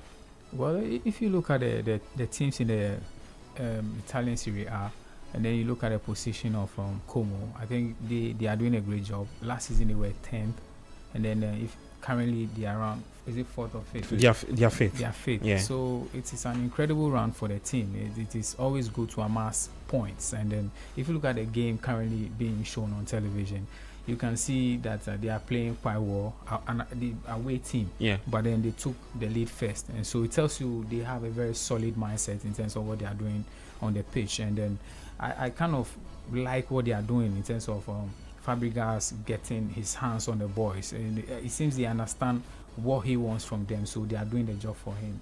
The Italian Serie A, the competitiveness, it is down. Has gone down as compared to those the days previous where, seasons. Yes, where the Milans were buying. The investment into the Italian league was up there. You get it. So I think with what I've seen so far with them, if they can keep up the momentum, the way their style of play, they are very combative. They don't allow themselves to be exploited. You get it. So I feel if they'll keep up with it, it will be very positive for the team. I love how they play. They have young players also, and then it seems. If you look at the stadium, the game is being played. This is a typical open space stadium where the weather is also good. So they are enjoying themselves, and I hope Fabregas will keep tabs on the boys. Keep on teaching them. If you have Thierry Henry being part of your team, it tells you that he'll add more to the game. You get it. I remember Claudio Ranieri when he was with Chelsea, and then he was speaking about Roman Abramovich after a game, and then he walked into the dressing room unexpectedly, and then they were all shocked. So sometimes if you're a player and then you have these big guys who have been in the business for a very long time, gracing your dressing room, it gives you that momentum to perform. And so I believe it is one of the reasons why the boys are performing for Como. And then I just hope that they keep up the performance, and then Fabregas himself will keep on learning on the job, because to end the league 10th and then this time finding yourself fit and then still moving on, it is encouraging. Guess who's been thrown on? Alvaro Morata. Alvaro Morata. Yeah, he's football is funny. Morata used to play with Fabregas. Yeah. Now he's being Conte. Yeah, under Conte. Yeah. Charlie, who would have thought that you see two former Chelsea players who contributed to the success of Chelsea? Another time, Moreno would have been at Liverpool. 2016-17, I believe. Yeah. Conte season. Yeah, Conte season 2016-17. And so he would have been there in 2016-17. Yeah. Conte came and won the league in 16-17, but that was with Costa. Yeah. And then after Costa went to Brazil and he said you can't come back, and then he tried to sign Morata. That they won an FA Cup together, but it didn't really work out for Morata at Chelsea or anywhere else. The whole Fabregas thing, hype, I don't think it's overblown, because at the end of the day, you think it's in order? I think it's in order, because you look at what he has to work with. It's not the greatest of squads. It's still a talented group, though. But look at how we view Iraola. Look at how Iraola is largely viewed. So you're saying it's just a similar thing? It's a similar thing that Fabregas is doing. Iraola gets all this praise because he almost got Bournemouth to qualify to the Europa League, or to the Conference League. Yeah, just to add context to you see, and what the worth Fabregas of the is doing, players. it's the same thing. I just want to run our viewers and listeners through the worth of the players on the pitch. So he has a goalkeeper in Butes, who was bought for £4.1 million. Alex Moreno, 649 thousand pounds. There's Kemfu is the defender, 2 million. Ramon, 10 million. Van de Brent, 2.6 million pounds. Cunha in the midfield, that's Lucas da Cunha, purchased for 9.6 million pounds. There's Perron, Maximo Perron, is an Argentine, 20 million pounds. Baturina, 20 million pounds. Lucas Paz, 57. I think he's the most expensive. And then Nico Paz was 9.7 million pounds. Duvikas, the chap who was taken off for Morata in there. Yeah. So like I was saying, when you take Nico Paz, I think he's just the only player who's he's the most expensive in there. 57. Like I was saying before, so you take Andoni Iraola, you take Marco Silva, for instance. Look at the reputation that they've built over the years because of what they've been able to work with. Like, getting them to perform way above expectations. And those guys have been penciled or reported to be target of teams like for instance Tottenham Hotspur, Okay. because of their ability to work with not so great players and what they've been able to achieve in the English Premier League. Mm-hmm. And so when I see that and I equate that to what Fabregas has done with Como and continues to do with this Como side, I don't think the hype is overblown. I think it's just right. Okay. Because he's done a very good job, and yeah, he's one of those guys that would likely get a promotion in terms of the teams that they get to coach in the next coming years if things continue the way they're continuing. Because I see him as either the next Barcelona head coach or Manchester City head coach. I mean, a lot of people are picking Enzo Maresca, but I look at Enzo Maresca and I look at Fabregas. Yeah, I mean, Maresca has won, but I look at even the styles stylistically, and there's also Mikel Arteta also in the mix for maybe a Barca job. I think stylistically, it's Fabregas who checks all the boxes, and I think he's the guy for me. But in terms of what he's been able to do and the hype that he's getting, I think it's just fair and it's just right. Okay. The first poll we had about Arsenal has been closed. So we asked the question about if Arsenal should sacrifice at least one trophy to ensure Premier League success or Champions League success. We had no, they can win it all, 62%. And then, yes, they showed 38%. So 62% saying that Arsenal can win all 4 EPL titles. And then 38 say that they should drop 1. Kwache, it looks like some of the guys too are not too happy with what you said about Arsenal. So I'll read our comments a bit later. Let me take some of these messages here on WhatsApp. Sekabe's Manchester United says, guys, Carrick cannot handle Man United. Just look at against Newcastle. If United have a good technical coach, they could have won with the advantage of 10 men. How on earth should you bring Malachi to the game? Okay. Ekiaba from Accra, Newtown says, ever since I was introduced to this sports program, this message, I'll read it with so much joy. And it's for Kwache. Ever since I was introduced to this sports program by Kofi Korea, I've enjoyed every bit of the show. God bless you guys. God bless you too. He says, I admire Manuel so much. His voice is just smooth on the analysis. Charlie, you get crash. So you finish. Go take it now. Okay. Daniel says, is Daniel Amate still active or he's not retired though? Or is he retired? No. He's never said anywhere. He's actually training at the University of Ghana State. He's never said anywhere he's retired. Yeah. And he's training because he has to train. The World Cup is coming, so he has to train. So he's training at the Legon. Is that the Legon Stadium? Yeah. The last time, every day. His last upload, we have it on social media. Yeah, on our handle. You can go and check it out. He trained at the University of Ghana. Daniel Amate, solid defender. At the University of Ghana, one of their pitches. I think it was the rugby pitch. Yeah, the rugby pitch. Yeah. Patrick, why you disagree? Oh, I mean, he's just emulating what the day you did. Training with the fathers team, and then you get a team. Yeah, so. Exactly. So, I mean, we are in what? March. The World Cup is in June. There's 3 months of football to play. So if he's able to do that, he can get into the World Cup squad. Okay.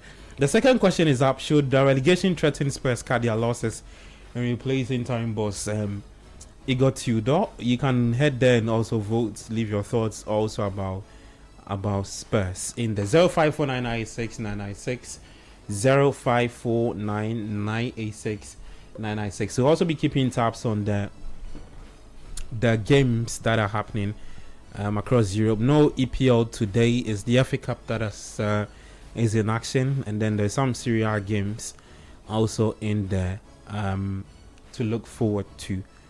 For Como, the rest of the games they have left to play, they'll take on AS Roma next on March 15. And then there is Pisa on March 22 to play. There's Udinese. They take on Inter Milan, Sassuolo, and then Inter again in the Coppa Italia second leg. There's Genoa also to play, Napoli, Hellas Verona, and then Parma, and then Cremonese as their last game to play for Como. So that is just to give you a sense of the games left to play for Como if they are to chase or get one of the spots in Europe next season. The Italian Serie A later at 5 p.m. there is Atlanta taking on Udinese, and then at 7:45 p.m. Juventus will take on Pisa in that game there. When you head to Germany, Freiburg and Leverkusen is 2-2. Hoffenheim also beating Heidenheim by 2-0. Stuttgart 0, Mainz 1. RB Leipzig are losing to Wolfsburg, and then Wolfsburg and Hamburger it's 1-1 in that game there. In the Ghana Premier League, Samatex Dreams is at 3 p.m. Vision are taking on Rekum Chelsea. 32 minutes played in that game there. Guys, let's talk about Spurs and Igor Tudor. Bonnie, you would have the first say. It's 3 games, 3 losses. The last loss came against Crystal Palace. What I picked up from the Spurs fans is that they want Igor Tudor sacked after just some 8 days of appointment. They want him gone already. I mean, for Tottenham Hotspur, you see, they invested so much into the club, and then it's just like the Titanic vessel, that huge vessel that sank. If you look at the investment into the club and then the expectations and where they find themselves in the drop zone, very, very, for me, very, very disappointing. And if you have a coach who just walked into the team and then you felt he was going to change the face of whatever that was happening, and then you still find him in that same problem, then I think you need to have a second look at whatever the coach is all about. And then, so 11 games without a win for Tottenham Hotspur, I find it very difficult to understand. And if you look at the caliber of team Tottenham Hotspur is, and then the position they find themselves, it is very worrying. And then the likes of, I mean, the players that they have, if you pick the team sheet of Tottenham and then you look at the names in there, you will feel like these are guys who should be, I mean, in terms of competing for the league, they should be up there. But then it's very, very frustrating if you're a fan and then you sit down and then you are watching their games, and then the attitude of the players, some of the goals they concede, it's sometimes it baffles my mind. And so I feel they still have to do a lot, because I mean, Nottingham, is it Nottingham Forest? They have 28 points, and then so they are in the mix. They are in the mix there, so it makes it very difficult. I think it's just 1 point or 2 points. So it makes it very difficult if you are a fan of the club. So I think that the fans are not happy. I read on one of the tabloids out there where they were talking about the sinking ship, and then so it makes it very difficult for them to follow the club. And then they brought in the coach to come salvage the team, but whatever that is happening now does not seem to be something that will be positive for the club. And then also doing away with the coach at this time will also be very difficult. You get it? So I'm just looking at how they can salvage, I mean, the team in terms of the drop, and then find a very solid way of maneuvering through the storm. If you like the kudos out of the team, and then so if you even monitor the English Premier League, that kind of spark that they used to have when Kudus was playing, it is no more. That vibe is no more there. And then it's very difficult for you to go into the team and then look for somebody who, let's say, will be the linchpin of the team, to carry the team on his shoulders. No player is trying to do that, and it makes it very difficult. If you look at the attacking third of the pitch, they are unable to give incisive passes to penetrate and get the goals. And then if you're a team and you are not scoring, and then you have defenders who are also not so firm, they are not that resolute, it makes it very difficult for you to be stable.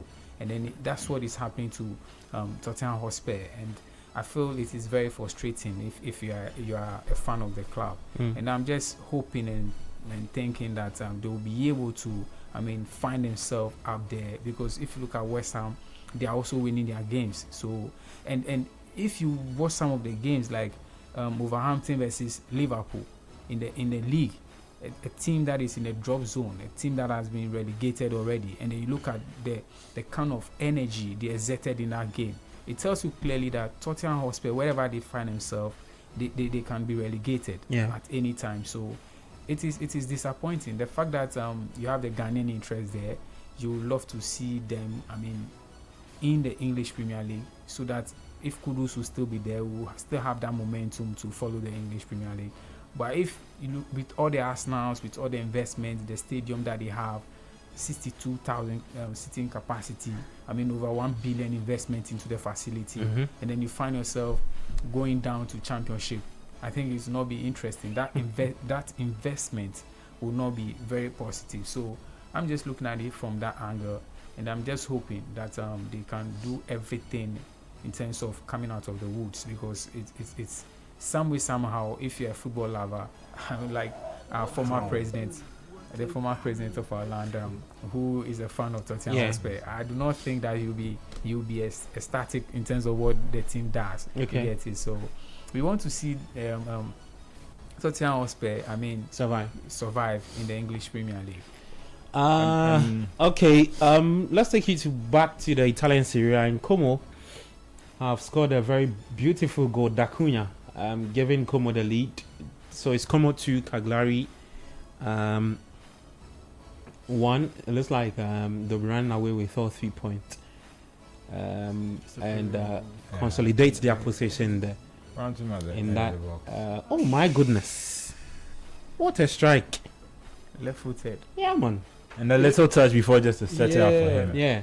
Wow. That was intentional. I honestly thought he had shifted the ball a little bit too further away. That was as in intentionality. He as in set it perfectly. As in he set it up in a way that would have him attempt the shot, and the shot would fly past the post instead of getting into the net. Exactly. It's like for me to raise it and know that that's what exactly he's doing. I thought that he had shifted it a little bit too far wide, but the way he was able to use his shooting technique to get the ball on point and on target, and to be able to generate that amount of power behind it, it was something very special. That's a really good goal. Very so good. Como 2, Cagliari 1, D'Acunha, the Argentine, given the Fabregas' side the lead against Cagliari. They really won that spot in Europe next season. You can't really tell from the way they are playing. Kwache, talk to me about Igor Tudor. The man is already tired. No, he's not tired. It's the fans who are already tired with him. After 3 games, they said, look, let's show the man the exit. Spurs fun. Yeah, the truth is, I think he's probably the most underwhelming appointment Premier League wise in a long time. And it's not even his fault. I think when the job, and that's the thing. Yeah, when the job initially came about, everyone thought that initially the fans don't care. Initially, I thought they were looking more De Zerbi. Like they were looking at the managers who are available and thinking, who can we get? Who can salvage our season? I think De Zerbi, the plan for him is to come in next season, start afresh. At Spurs? Yes. That's why probably they didn't bring him in. Now they want De Zerbi rather to come and take the team. At this time, get to know the squad, save the team from going on relegation, and then build on what they do this season into next season. Yeah, I thought the reason they were avoiding De Zerbi is because he's a little spiky. Yeah. If I may say, if he was frustrated at the level of investment in Brighton and clubs like that, I don't think Spurs are necessarily a different level. They also seem like the type of club that want to be a big club but don't want to necessarily always have to invest like that. I was listening to Bill speaking this week, and he was just talking. I think he was asked about how Tottenham can get back to a level where they are competing, and the word he uses, he thinks that they need to gamble a bit, and that's literally what it is. I think they play it a little too safe sometimes with some of their decisions, and even Igor Tudor is an example of that. If you look at what the coaches, the players they bring just take a risk sometimes, like try and actually invest. Thomas Frank also seems like an obvious logical choice, but he's not a guarantee of something that they haven't had before, if that makes sense. And even when they went for the winning coaches, that played safe football. That's won by through defensive hard work and grit, and then you win it up the league. And I think that as a club, as a top level club, if they want to get to that level, they've tried a bit, to be fair. I think Xavi Simons was a bit of a how do you call it? Financially, it was a bit of a gamble. But that was also because how they call it, they had lost out on Gibbs White earlier in the season after they missed out on the agreement with Nottingham Forest. Charlie, that And whole they were Gibbs White situation. And they were unable to get Eze, and Eze ended up going to Arsenal. Yeah. So I think Javi Simmons was a reaction to making it sure that like we had planned to get a player of this type in during this window, and we need to make sure that we get that player in. But if you look at Javi Simmons, I mean, his adaptability to the league was always going to be a struggle. I mean, physically, not because I think Viet struggled with that initially too, but no, it's his ability. His ability is incredible. He's talented. You can't question that. Yeah, it's about the Premier League. You also need to be. I think in other leagues, because of the pace of the game, you can show up and have good moments, and then it's a good game for you.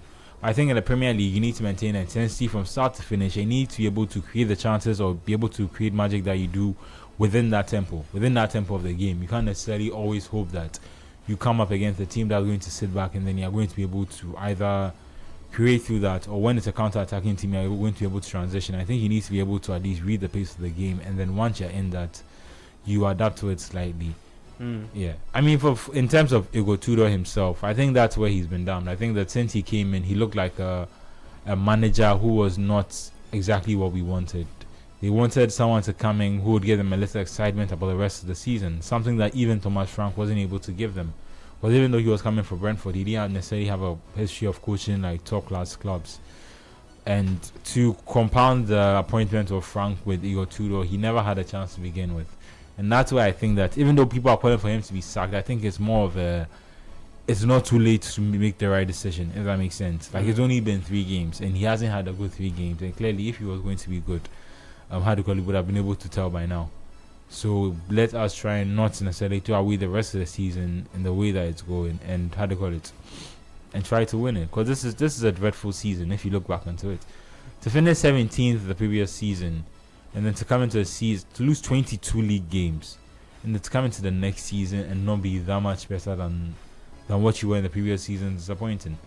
And if you add to the fact that they haven't won the whole of 2026, in March, they've lost their last 5 games. Charlie, that statistics is really funny. In 2026, they have not won a Spurs have not won a game. Yeah. And I saw another damning stats, right? Instead in 2026, was it Sheffield Wednesday or Sheffield United? One of the Sheffields. Yeah, it's Wednesday. Have more wins than Spurs in the entire top 4 leagues in England. Yeah, I mean, Charlie? I think Spurs are the only only top team. The 4 leagues in England. The top 4 divisions in England. I think Spurs are the only team to stop and to not have won this year. Even Wolves and Burnley have won games this year.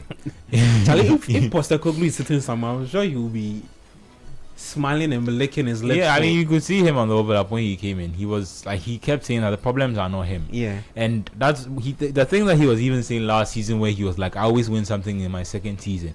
He said that he not like he didn't believe in himself, but he was saying it to change the mentality at Spurs. Okay, if that makes sense. So even though he wasn't sure that he'd win something in his second season, he kept saying, I always win something in my second season, to change the mind of the players so that they can also start believing that, or maybe we can actually win something this season. And I think I get that his football was risky and he wasn't able to he wasn't able to keep the players fit.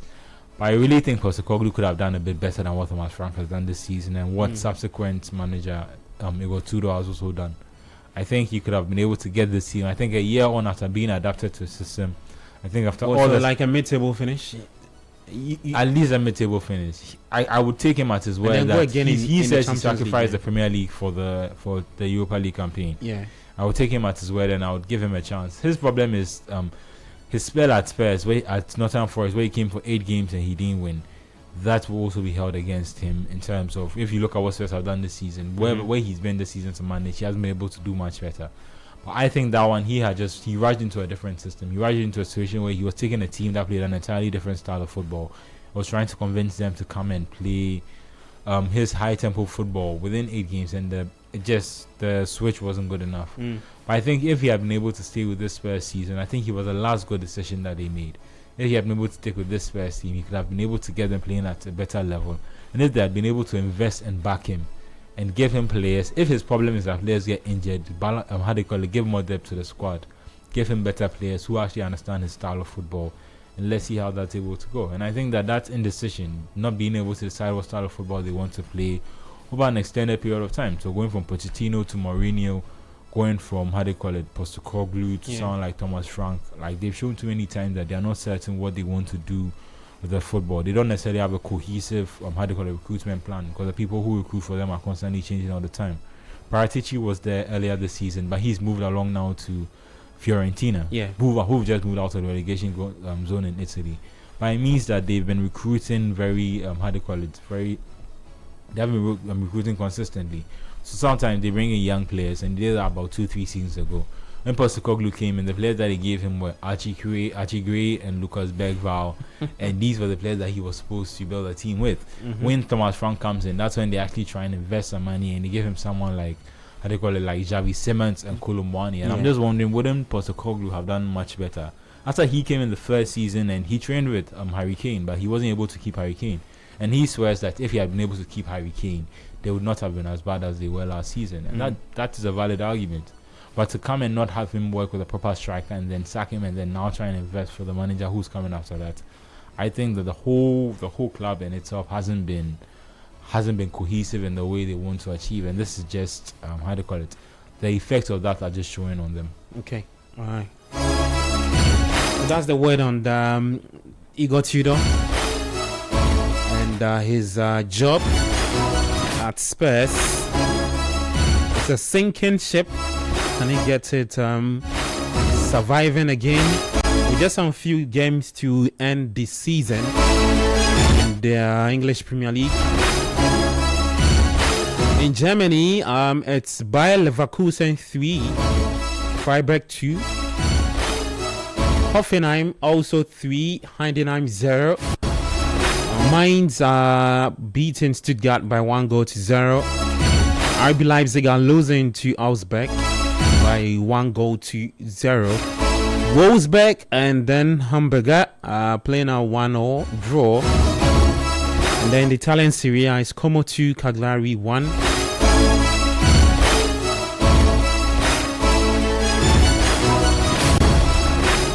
When you get to the French Liga, at 8:05 p.m., Toulouse up against Olympique Marseille, and then AJ Auxerre will take on Strasbourg, and there's Nantes up against Angers later 4 p.m. The French Liga. Okay, Kanye. Yeah, I mean, I think the season started out looking exciting, but I think PSG have gone back to the. Yesterday, PSG lost. Yeah, it was to Monaco. Yes. Yeah, I think people are saying that it's making up for losing in the Champions League. I don't think it does. The Champions League means a bit more. I think they would have liked to progress beyond the playoffs of the Champions League. But yeah, it looks like it's going to be another regular-ish season for Liga. It's Marseille that I thought were interesting. They look like they were ready to compete and challenge PSG. But I think since the Zerbi did he resign? But that loss yesterday though against Monaco actually has paved way for second place now. If they win today, it's 56 points. Yeah, they can go. It's just 1 point. Yeah. I mean they started the season. You don't think they can give PSG a run for their money? I think their better form was at the start of the season, and that's what got them into the position that they're in right now. But if they would be able to go against this PSG team, I'm not sure. PSG have been hit with injury a bit this season. I think that's what's helped the other teams as well. Their front line at different points, none of them they've all been unavailable. But at the end of the day, if we're being on, like you said, is that they're the best team in the league. Their challenge will be whether they're able to go into the Champions League and defend their title. That's I'm not sure. But Charlie, that performance yesterday against Monaco was atrocious. I was watching the game. It looked like PSG didn't want to be on the pitch. I mean, you are focusing on the Chelsea game. Yeah, it didn't. I could understand. But I mean, you don't show up in a game and play like that. And on top of that, maybe they know that yes, they are going through some kind of underwhelming run or poor run. But at the end of the day, some way somehow they have that aura about them that will still end up winning the league anyway. Because Arsenal's last 2 weeks had a chance to go on top, and they bottled it. Yes, and it allowed PSG to get back on top of the league. And now, though they've lost, even if Arsenal win, they'll still be on top. Though the lead will be a bit reduced. Okay. So that's how I see it. That they can decide to more or less switch off when it comes to the French league and focus on the Champions League. The Champions League, knowing very well that at the end of the day, the French league, they can go to sleep for about 2-3 weeks, and they'll still end up winning it anyway. As soon as they wake up, yes, they can get back into that groove and end up winning the French league title. That's how I see it. But for a quick one on the Tottenham Hotspur thing, for me, the Tudor thing, I don't blame Tudor, because at the end of the day, he came into a difficult situation. Your first game, you're playing against Arsenal, the league leaders. Your second game, that was the one that was a bit disappointing, that they lost to Fulham. But the third game against Crystal Palace that they lost, I wouldn't blame him too much, because they were doing well, they got the lead, and then Mickey van der Ven got himself red carded. And then the momentum of the game turned around. And already said something about the way his players behave. Yeah, and he said that he's confident that and he believes in them because of the way they responded to that red card. Yeah. And so for me in that situation, I think he was handed a raw deal, and the circumstances, ensuing circumstances, also haven't helped him out. So I think they should just stick with him till the end of the season. The management had an issue. I mean, that for me is where I have a problem. It's the management, because, like what she said, if you Gary Bill says the club should take more risk. Okay, they brought in the right manager. He took more risk, which is Postecoglou. He took a lot of risk, and he got them to win the Europa League title. And then they sacked him. Then okay, he was too adventurous. No problem. You want to be conservative, you bring in Mourinho. He plays the football that you do not love. It's boring, it's not the best, it doesn't get the best out of your players. But at the end of the day, he qualifies you to the Carabao Cup final, and a week before the Carabao Cup final, you sack him. So and in that sense, you can also with Pochettino, who gets them to their Champions League final, and then Man City. So in that sense, you have ambition. Yeah. So, and I like the point he's raising. So for me, it's the management. It's the management. It's not down to the players. Look at the players that they have. Look at the recruitment that they've done. It's brilliant, because if you miss out on Eberechi Eze, and you bring in Javi Simons, you've done a wonderful job. Okay. It's all about the other stuff. When, for instance, you brought in all these players, but then you go hire the wrong manager in Thomas Frank. When you had the choice of going in for a Marco Silva, when you had the choice of making a hard, strong run for Andoni Raiola, you didn't. You went for Thomas Frank, which was an odd fit, because at the end of the day, the players that you have does not fit what Frank wants. So then now they are forced to bring in players who will suit Frank's style, and it doesn't work. It becomes too direct, it becomes too mundane. Just move the ball long, counter attacks, and it doesn't fit the philosophy of the club. They didn't really get him what he wanted. Was that, if I'm they right, didn't really. I mean, he wanted Mbumo. Like, he didn't get that. He didn't get that. I think he wanted. And then he got that was Postecoglou. Postecoglou wanted. Yes, he wanted Mbumo and Semenyo when he went on the overlap, and he delivered that run. I would argue that Frank also wanted to bring in at least one of his boys. From Brentford. Yeah, but he probably would have preferred Tony to Kolomwani. Different moves like that. But Tony is in Saudi Arabia. There's no way he's leaving that kind of money and coming to Tottenham Hotspur.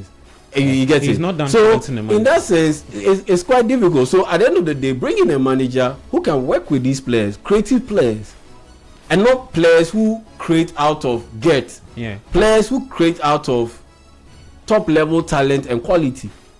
So the management messed up on that end. And on top of that, by now, looking at the situation where for 3 straight seasons you've been dealing with injury crisis after injury crisis. By now, the members of the medical department should have been cleared out and new people brought in, because you can't have a situation where your starting 11, regular starting 11, you have as many as 8 players getting injured, like what Chelsea have done with their medical department. And this is not the first time. Like I said, it's happened in like 2 straight years prior to this season. Yeah. So it means that there is something wrong with that medical department, because if you cannot get players to eat right, to train right, to rest right, and to do things the right way to ensure that they're able to stay fit and are available way more than they have been over the past 2 seasons, then it means that what have you been doing in your department? There's something wrong there. So that maybe they need to buy the right equipment, cutting edge technology, cryotherapy chamber, something like that. So buy those things, and on top of that, bring in the right people, because you cannot have a situation where Kulusevski is injured, Madison is injured, Kudus is injured, their backline, Destiny Dogi is injured, Jess Spence is injured, Pedro Porro is injured, even Cristiano Romero had his issues at some point. How can you operate? You simply cannot operate. Go through their list. I'm trying to get up for you. You have as many as 11 players who are injured, and they are not fringe players, key players. So in that sense, the coach's hands are tied. Odobert, Kudus. Thank you. Odobert is also injured. Lucas Begva, James Madison, Dejan Kulusevski, Jess Spence, Destiny Udogi, Romero suspension. Yeah. Okay, and then Ben Davies. It's one of the other. So you get it. So how many did you mention? Some of them are even from last season. If I'm right, Kulusevski Kulusevski and Madison are from last season. Yeah, from last season. Like you 10. That for me is a bit too much. Will return in late April. Bentancur mid-April. Yeah, but then when they come back, someone else will be injured, and it's like a constant cycle. For me, and if you remember, the last time that they had a proper good run of form, the first 10-11 games of Postecoglou's era, when Harry Kane left, and they went on a really good one when they had everybody fit. And it's just downhill from that point. So for me, the money, I honestly believe Igor Tudor can get 3 wins and manage to keep them in the league. But after this season, the medical staff or medical department needs an overhaul. The management needs to bring in or procure cutting-edge technology equipment or technological equipment to help them, the players stay fit. And on top of that, they need to hire the right manager. Hire the right manager, Marco Silva or Andoni Iraola. Those 2 would work. Or Oliver Glasner. Because at the end of the day, what he has shown is that he won the Europa League in Germany with Frankfurt. He won the league in Austria. He came to England, and Crystal Palace of all teams, he got them to win the FA Cup and Kwachi's favorite tournament, the Community Shield, which is the English Super Cup. So he's won across board in different styles, in different ways, with different personnel.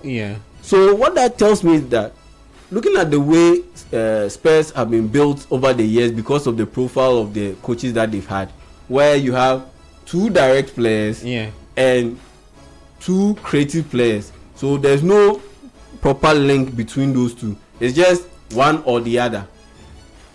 You need a coach who can blend those 2 together and ensure that they can get some wins. In that sense, for me, Oliver Glasner also meets that mark, and so they should be also looking at him too. Okay, what do you think? The poll is still up. Should relegation threaten Spurs cut their losses and replace interim boss Ugo Tudor after 3 games? So 3 games, 3 losses. The Spurs fans say that, look, he's not a man to get a team interim manager. Do you have to pay him off? Yeah, you have to, depending on the conversation or whatever you both agree to.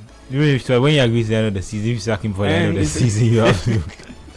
Yeah, it's a contract. You said they already funny. Yeah, no, they're already paying a lot in terms of compensation. Like, can they afford to? I saw another stat that Igor Tudor is actually their 7th manager since what's the name? Pochettino. Yeah. Really? Well, probably could be more. That's a lot. I mean, I remember. Are they including Ryan Mason and these various? Yeah, Ryan Mason and all those who came in to do interim for the team. Charlie, Spurs, fantastic team. Well, 053-996-996, 053-9986-996. Let's take our second break. When we come back, we'll talk some Black Stars. We'll be looking at the performances of our Ghanaian players in playing for their respective teams, and then we'll peg that to their coming World Cup. What are you expecting? I've seen some comments already about Jonas Ajete. Some people say that he should not be closer to the Black Stars because he's just giving away a penalty. So And then the forward, our forwards shouldn't be called up because they kept on missing chances. So we'll get into that conversation. Interesting, Patrick. You have a lot to see here. So we'll be looking at Antoine Semenyo top on the list. Jordan Ayew, Fatah Isaku, Kamaldeen Sulemana, who assisted. Jerry Afriyie, I saw a video of him yesterday. He's also in the conversation. Ashimeru playing. Majid Ashimeru, Jonas Ajete. Is this guy back? The chap the centre back in Spain. At the moment, no. Yes, he's not. Their last game they played, Rayo Vallecano played.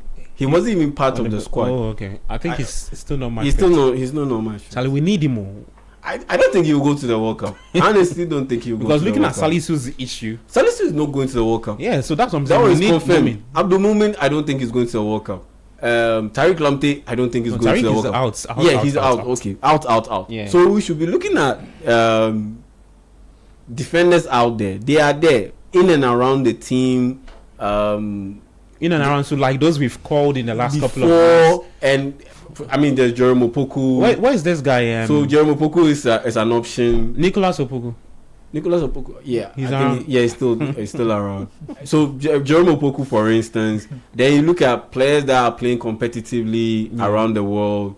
I wouldn't recommend Ghana Premier League defenders. I mean, because they are too rash with their tackles. That's the thing. Razak Simpson. Yeah, maybe. I think we should give him a shot. Yeah, maybe.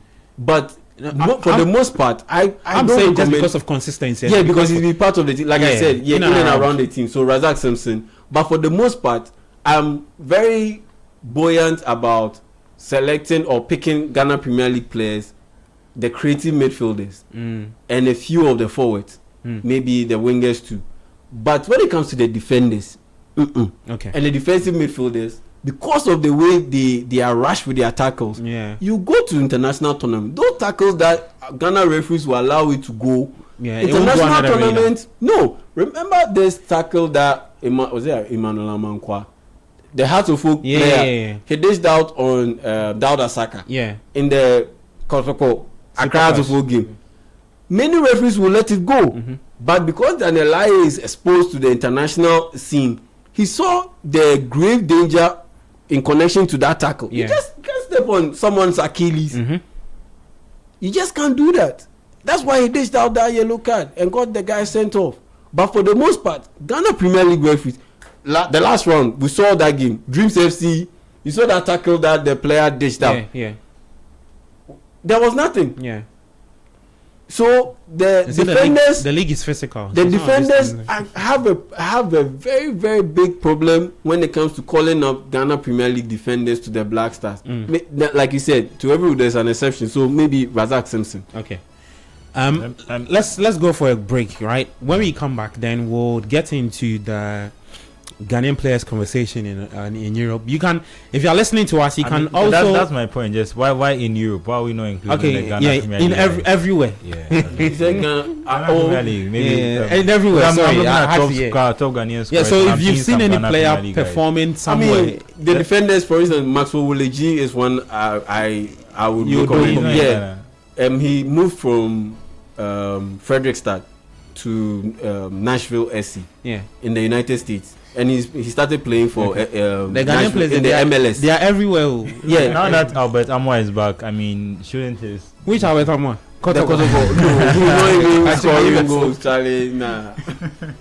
Let's go for a quick break. When we come back, we'll get into that. So, like I said, if you see a Ghanaian player performing somewhere, it could be anywhere. Just list them and send it to us 053996. 996. You can also add your explanation why you think the technical team should look at those players that you've listed. The Republic of Football 97.3. I'm Gabi Ofe. We also live on Channel 1 TV and on YouTube, City Sports Ghana, here with Manuel Angelo Kwache, Patrick Bonny, and Yao J. Mental. We'll be back after this.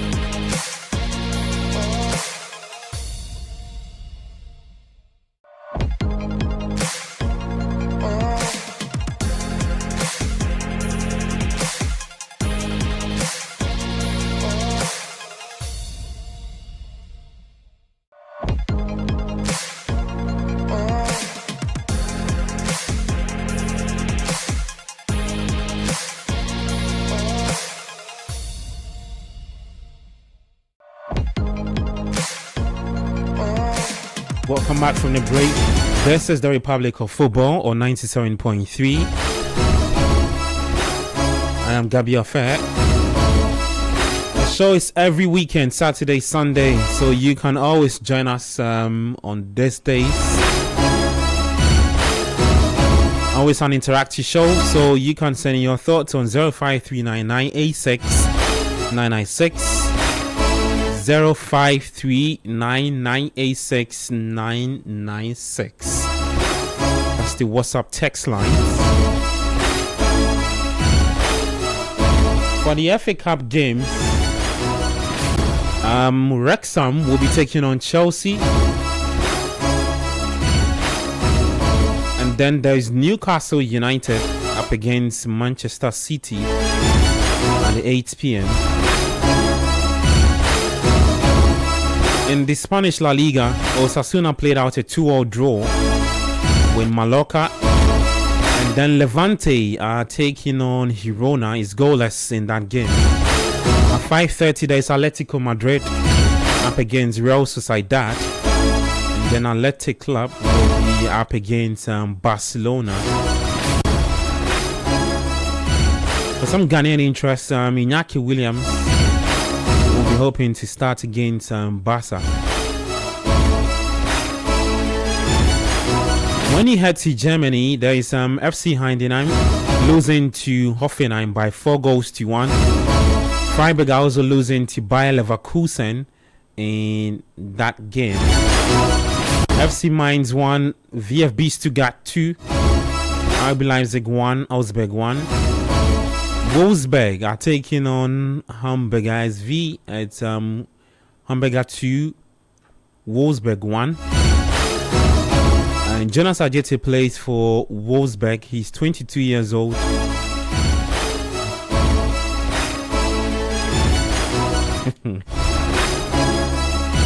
There's FC Cologne up against Borussia Dortmund. Patrick, why are you laughing? Yeah. Well, I shouldn't mention this. Yes. No, I'm trying to compile the list of Ghanaian players. I have to put it there for that. Yeah, so it's very necessary. In the Italian Serie A, Cagliari lost to Como. And for some Ghanaian interest on the part of Cagliari, there's a chap who plays for them. His name is Ibrahim Sulemana, also 22 years old. He's a central midfielder. He played today 90 minutes, full action. Atalanta will be in action against Udinese. On the side of Atalanta, Kamaldeen Sulemana plays for them. He assisted in their last game in the Coppa Italia. And then Juventus up against Pisa. And then for the French Ligue 1, there is Nantes up against Angers. AG Auxerre will take on Strasbourg. And then Toulouse up against Olympique Marseille. And well, let's talk some Ghanaian football. Yeah, I mean, it's Ghanaian players performing for their clubs across the world, not just in Europe. So you can have some players playing in Cambodia, Azerbaijan. Don't do that. Oh man, It's a league. It's a league. It's a league. Yes, that's what I said. Not just in Europe. So like, Yeah, they always said like Cambodia, so I don't think you were being. no. I'm only just educated. Okay. Yeah, I'm only just educated. There's related interest in the league later on, so we'll get to that. Okay. I don't know where you guys want to start from. Let me start off with you, Patrick. Of course, one player is on everybody's lips in the last, let me say, since the turn of the year in 2026. Antoine Semenyo.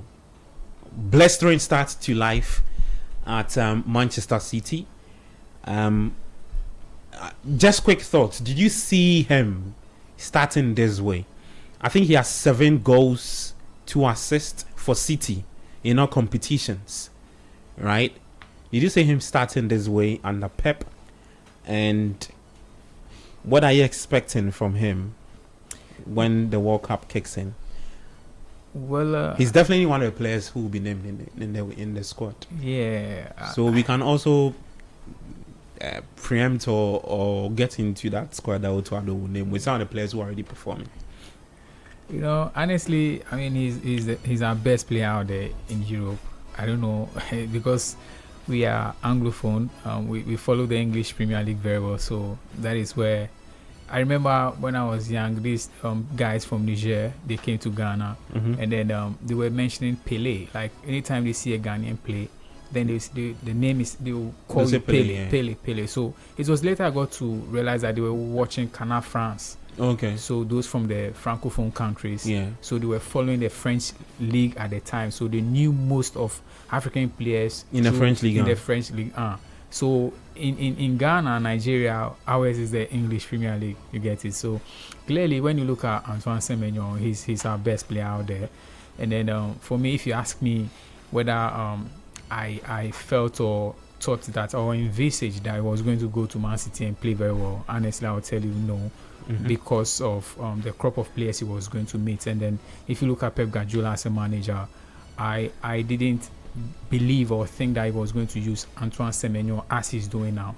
But then the young man has been very incredible in terms of how he positions himself on the pitch. He's very good. His work rate is high. And so he's a typical English player. You get it. And then, you know, the English players, they are very direct. And then that's what Antoine Semenyo gives you. The work rate is out there. And then positioning in terms of goal scoring, he's very good at that. So I am quite surprised. I mean, he find himself in a City team. If you look at the number of players in there, quality players, and then he just gets in and he's playing and he's giving the results. It's look, Haaland is not getting in the goals. If you look at Bernardo Silva, this season he's also not getting in the goals that much. Look at Phil Foden, he's also struggling in terms of goal scoring. And then this player they bought, and then he comes in, join a team, and he's adding the numbers. So it is very interesting when you are watching him from afar. I saw Antoine Semenyo here at Accra Sports Stadium in some of our World Cup games, and if you look at his performances with the Blasters, and then you just oppose that with what he's doing in England, you will say the difference is very huge. And then I feel it is because he's playing in a very nice environment under a very good coach, coupled with the crop of players he's playing with. I mean, he's been very, very fantastic watching him. Anytime Man City is playing, I want to watch, just because I want to see his involvement in Man City build-ups, and then the kind of goals he scores. He's just like Jack Grealish. You know, when Pep Guardiola was going for Antoine Semenyo, I just thought about Jack Grealish when he was so good. But he's actually the direct opposite of Grealish, though.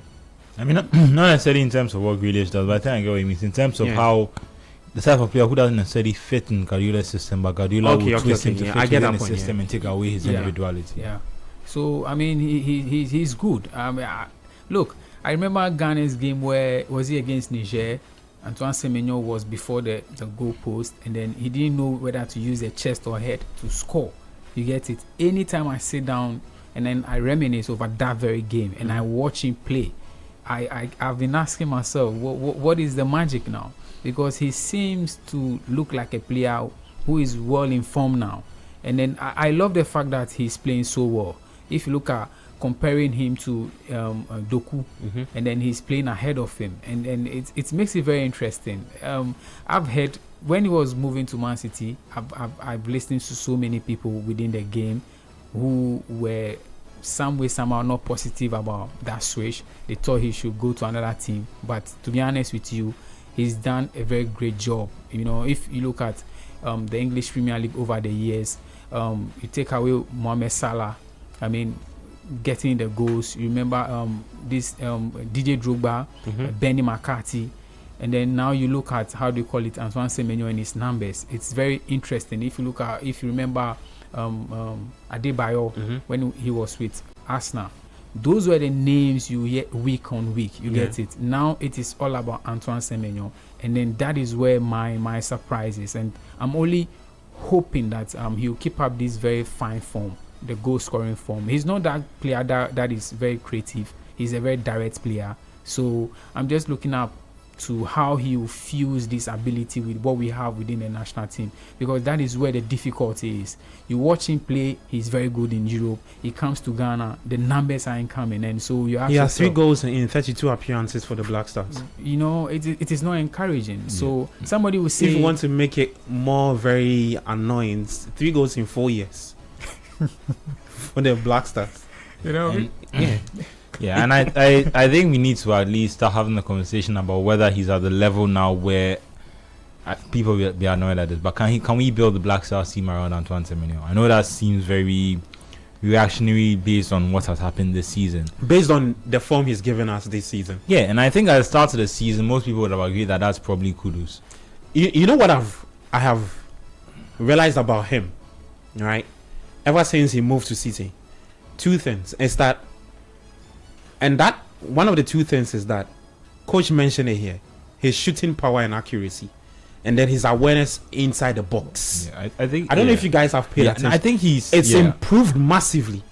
When he was at Bournemouth, when he shoots with his left, boom.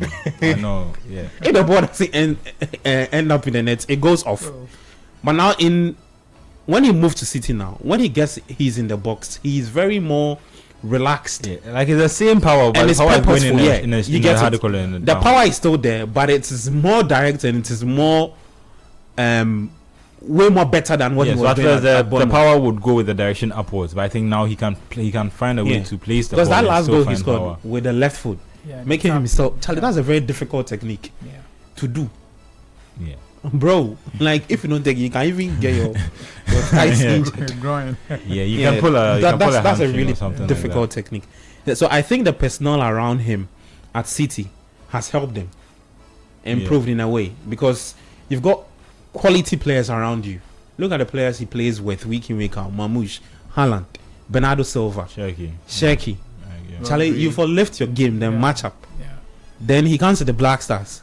Okay. Kudus, Iñaki, like Fantao, like these are quality players. They are quality players, but there's somebody who has to do a certain job as to play which player where. No, but I mean, and that's the thing. Tactically, Guardiola has also made certain like adjustments to ensure that he can get the best out of Semenyo, and that's where I think that's why I'm asking the question of Otto, whether we're at the point where we need to realize that he's at the level where he can be differential on his own.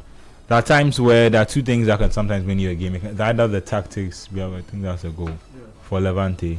Against Girona. Yeah. They've taken the lead, but sometimes the game, sometimes the tactics that win you the game, and sometimes the individual players within the system that are able to win the game for you. And I think Semenyo is at the level now that our coach hasn't shown enough. He hasn't shown enough of a system to show that this system can win games for us. If that makes sense. Not to say we don't need to play a system. So now we need to present the heat map of Semenyo at Bournemouth and City to Otto. Yes, and other players and other. Why can't he see? No, he can't see. He can see. He can't see. So you have to, and other players. Because even before he moved to City, and he was performing at Bournemouth, when he comes to the Black Stars, Otto will play him as a 9. And it's just about getting these players in their best position. So we'll present it to him. The position that he have the most effect from, and just try to constantly get them in those positions. I mean, in recent games, he's been playing Semenyo in the World Cup qualifiers.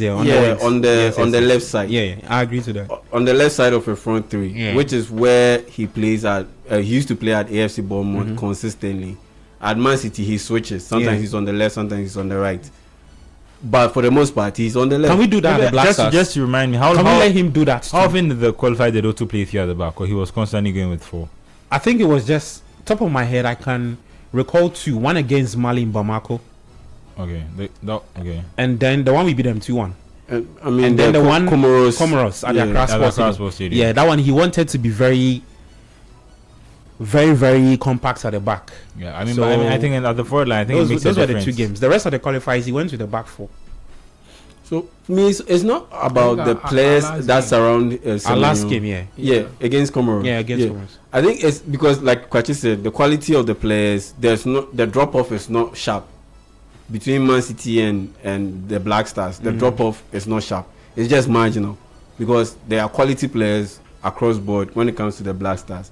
Particularly in midfield and in the front line. Defensive-wise, yes, there are questions. Particularly in the lateral areas. But when it comes to the midfield, particularly in the offensive part of the midfield and the forward line, talent-wise, the drop-off is very marginal. Okay. It's all about fitting into a system, creating a system, and getting them to fit into that system and making sure that everyone plays their role. That is the whole point. Because when you look at Manchester City play and you see Semenyo play at Man City, it's fluid. The build-up is fluid. But in our case, the build-up is not fluid because there's always an extra touch or two. Okay. Either from Kudus or from Jordan. Are you? And once you take 1-2 touches, the window closes. Yeah. For you to be able to deliver a defense splitting pass, for you to create an opportunity and potentially score. So in that sense, your timing needs to be on point and your delivery needs to be on point. In cases where we've decided or Otuado has decided that Ghana will sit deep and the midfield play because Thomas Partey isn't present and the ones that we have there, his replacements aren't necessarily ball jugglers, and so we need to do it.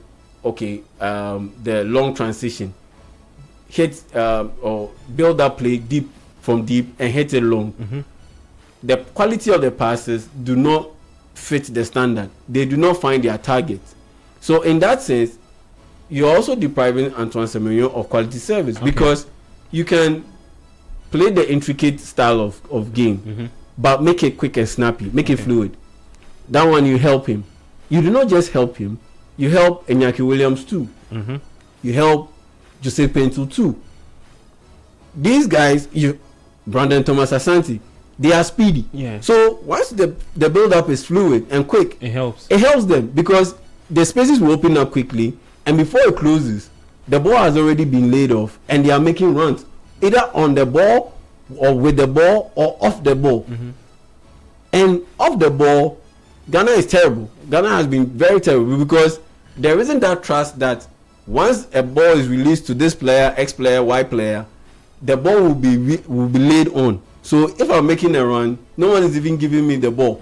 How many times have we not seen Iñaki Williams make a run and no one gives him the pass? And then he gets frustrated. How many times have we not seen Antoine Semenyo make a run and no one gives him the pass? Kudus is turning and... Yeah, Jordan is also turning and trying to win free kicks. Yeah, you see... I don't have a problem with it. On this point, right, because of time, on this point, I quickly want to ask you if you have all our players fit. So the kind of football you want us to play, just at the front line, with who do you think should be the best number 9? Because in my head, I'm having Semenyo on the left and Pencil on the right, and telling them that they shouldn't stick there. Oh yeah, be fluid. Should be fluid, but the headache has to be with who is then number 9. Iñaki, Jordan. Drop Jordan to the bench. Let Iñaki lead. Me, I've always said this. Because at the end of the day, your front line, you need a situation that's where... That's why I'm asking that, because Jordan will slow things down. That's why. If you are hitting, let's say you are playing against England. England sees a large share of possession. And you hit it long. So what it means on our side is that all our moves will be counter-attacking moves. Yeah, I mean, but then you'd have to argue that he can also hold up play. Well, it depends. And then it depends on... So then that's different. So then he holds up play and then we try and build into the game rather than constantly looking for an outlet to... my point is, if you go with that front three, you can hit teams in multiple ways. Yeah. You can play the intricate passes like I was saying, provided that the attack is fluid and sharp. If teams decide to open up a little bit and play with maybe a high line, then you can hit it long because they find out that, okay, if you shackle Thomas Partey and you place 2 players on him, Ghana can play out from the back. And Kudus is a ball juggler, so let's focus on these 2 guys. Shut down Kudus, shut down Thomas Partey, and Ghana will have a problem progressing the ball. So in that sense, we'll push a lot of players upfield and deep into the half of Ghana. In that sense, you have to force it long. You have to hit it long. If you are hitting it long, which players do you want attacking the ball? Iñaki or Jordan? Which players do you want attacking the ball? Okay. Jordan or Brandon Thomas Asante? or Antoine Semenyo or Jordan Ayew. I even forgot. You get it? Yeah, Thomas Asante is a good shout. He's a very speedy guy. So in that sense, if I can hit you both ways, why wouldn't I go with the player that can help me in both ways, rather than go for a player who, even with the intricate passing, he doesn't help necessarily. Jordan doesn't help because not intricate an extreme. It's just the ability to hold the ball up and keep it for the next player. And I mentioned the key word, fluid. Why are you holding the ball up? That's why he needs to come off the bench. Hold the ball up when we are in the lead and trying to defend the lead. Okay. In the tournament, that's when you would bring. That's when you bring in and you win those set pieces that just diffuse all the stress and the pressure and all that. Then you get some free kicks and potentially can score from those free kicks. Well, speaking of that sense, if you go with Jordan Ayew, you are hurting the overall play, and that's why I say with Semenyo at City, he looks so good, and Yankee Williams looks comfortable at Athletic Bilbao. Brandon Thomas Asante, the same thing. Yeah. But when they come to Ghana, they look lost because nothing is working. Either the attack isn't fluid, stop start, or the direct balls from deep aren't quality enough for them to run onto. Yeah. I mean, if you remember just a few other candidates, you are dismissing entirely the Kwame Prepara argument. Looking at according to Prepara plays in Cambodia. According to transfer market, he has 20 goals in 20 games. Yes. What's the name of it? No, it's a very long name. Give me a second. Let me get it for you. He plays in Cambodia.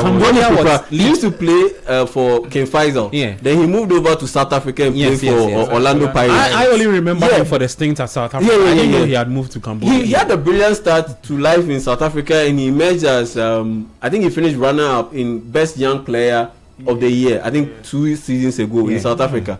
So when did he move to Cambodia? I mean, things fell apart, and so he moved to Cambodia. So Kwame Price in Cambodia now. He scored 20 goals. How old is he now? In 22 games. Now he plays for Priya Khan Rich Zve Ring FC. This is unfair. Well, let me see. It's 5-0. Priya Khan Rich Zve Ring is FC. Cambodia's top division? Like Cambodia top division. Top flight league. Top flight. Yeah, he's in Cambodia. And he has 20 what? 20 goals in 22 games. Hey! Kwame Prepara, he plays in Cambodia. Yeah, Cambodia. No, the guy did on the phone. Yeah, exactly. And he's at top post. Bagabi, have you realized that two topmost the strikers? Yeah, Jordan and then Jordan is chopping Benjo. Jordan is on the bench. Jordan has 5 goals. Yeah, 5 goals in 32 appearances this season. So 5-3 assists. 8 goal involvement. Yeah. Charlie, a penalty or two in there, but a penalty or two in there. Iñaki, let's check Iñaki's stats and see. But just to quickly finish the point I was making, the other options. I think if you remember the Kirin Cup, Thomas Asante wasn't as comfortable. I think in the second game against Korea, he had a few chances here and there where if he had been able to maybe, but then again, same thing happened to Manu. I think maybe if he had scored, he could have jump-started his career, like his national team career, but that doesn't necessarily always work out. I like the way Prince Amwako Jr. I think when he he had a goal that he scored that was marginally offside. I think should have stood. Yeah, but we have very good Mohamed Husseini, there's this striker we called for the World Cup qualifiers, Prince Kwabena Owusu plays for the really skilled I meant him, not Prince Amwako. Prince Kwabena Owusu. Okay, he's the one out. But there's also Prince Amwako Jr. He's a winger who plays for FC Northern. He's a very young man. Yeah, and even Karabakh. Yeah, the Azerbaijan team that played in the UEFA Champions League. Yes, Emmanuel Adai. So Azerbaijan, but no Cambodia. Just no, but he played in the Champions League. He played in the Champions Prince League. Kwabena Edu. Yes. Prince Kwabena. I think we called him for the last 2 games. Yeah, I think it was the Kirin Cup that we played. The one that the Kirin Cup. The one who stood out for me the most was Mohamed Husseini, who's at Union Saint-Gilloise. Yeah. And so many players out there, and we are still talking about the DIU and all these. Yeah, it's just about, and we have enough opportunities with the friendly games to give each of them a run, to give them a chance to see if the third be included, especially if it's an expanded squad. So it's a matter of options and looking at the different options and not necessarily always dismissing the level at which they play at. But I think Prince Kwabena No, he plays some Victoria Pilsen. Some levels you can dismiss it. Cambodia, you can dismiss it. Victoria Pilsen, I mean, the Czech Republic. Yeah, 22 years old. Yeah, so it's fine. So former Bechem United striker. Yeah, so it's fine. But Cambodia, no. And you see, Jordan is above 30 years. Yeah, he's 32 now. And then Inaki Williams. Inaki is 30. He's also 30. Inaki is 30. He's 30. You know, these guys will not help us, to be honest with you. Oh, Inaki too. Oh, they will not. But we've seen him in Ghana. We've seen him play for us severally. Inaki is also going through a lot of the players. I think he also struggles with playing on the Ghana pitch. Yeah. No, we went to the Qatar World Cup with him. That was his first introduction. I mean, beyond Kudus against South Korea, no one did well in Qatar. So yes, but so for me, Inaki, Qatar. If you mention mention Qatar, is the umpire. Yeah. Charlie. Well, let's see. Fatah Isaku is starting today. For Leicester City. Yeah, statistically, imagine we hit the ball long. Isaku has the speed to run onto the ball and make something out of it. Part of his game has also improved. And if our coach was more tactically flexible, I really think there's a case for having either Semenyo through the middle or having Jordan is 34. Yeah, having a front through line of Kudus and Semenyo, whereas rather than going middle, they both go out wide, and then you have a central figure who is who can also come in, maybe like Iñaki or Kudus. I mean, or someone who can, or like Fatah, who can then operate from a deeper in the 10 position. But I don't think our coaches are tactically flexible. So did you just say that?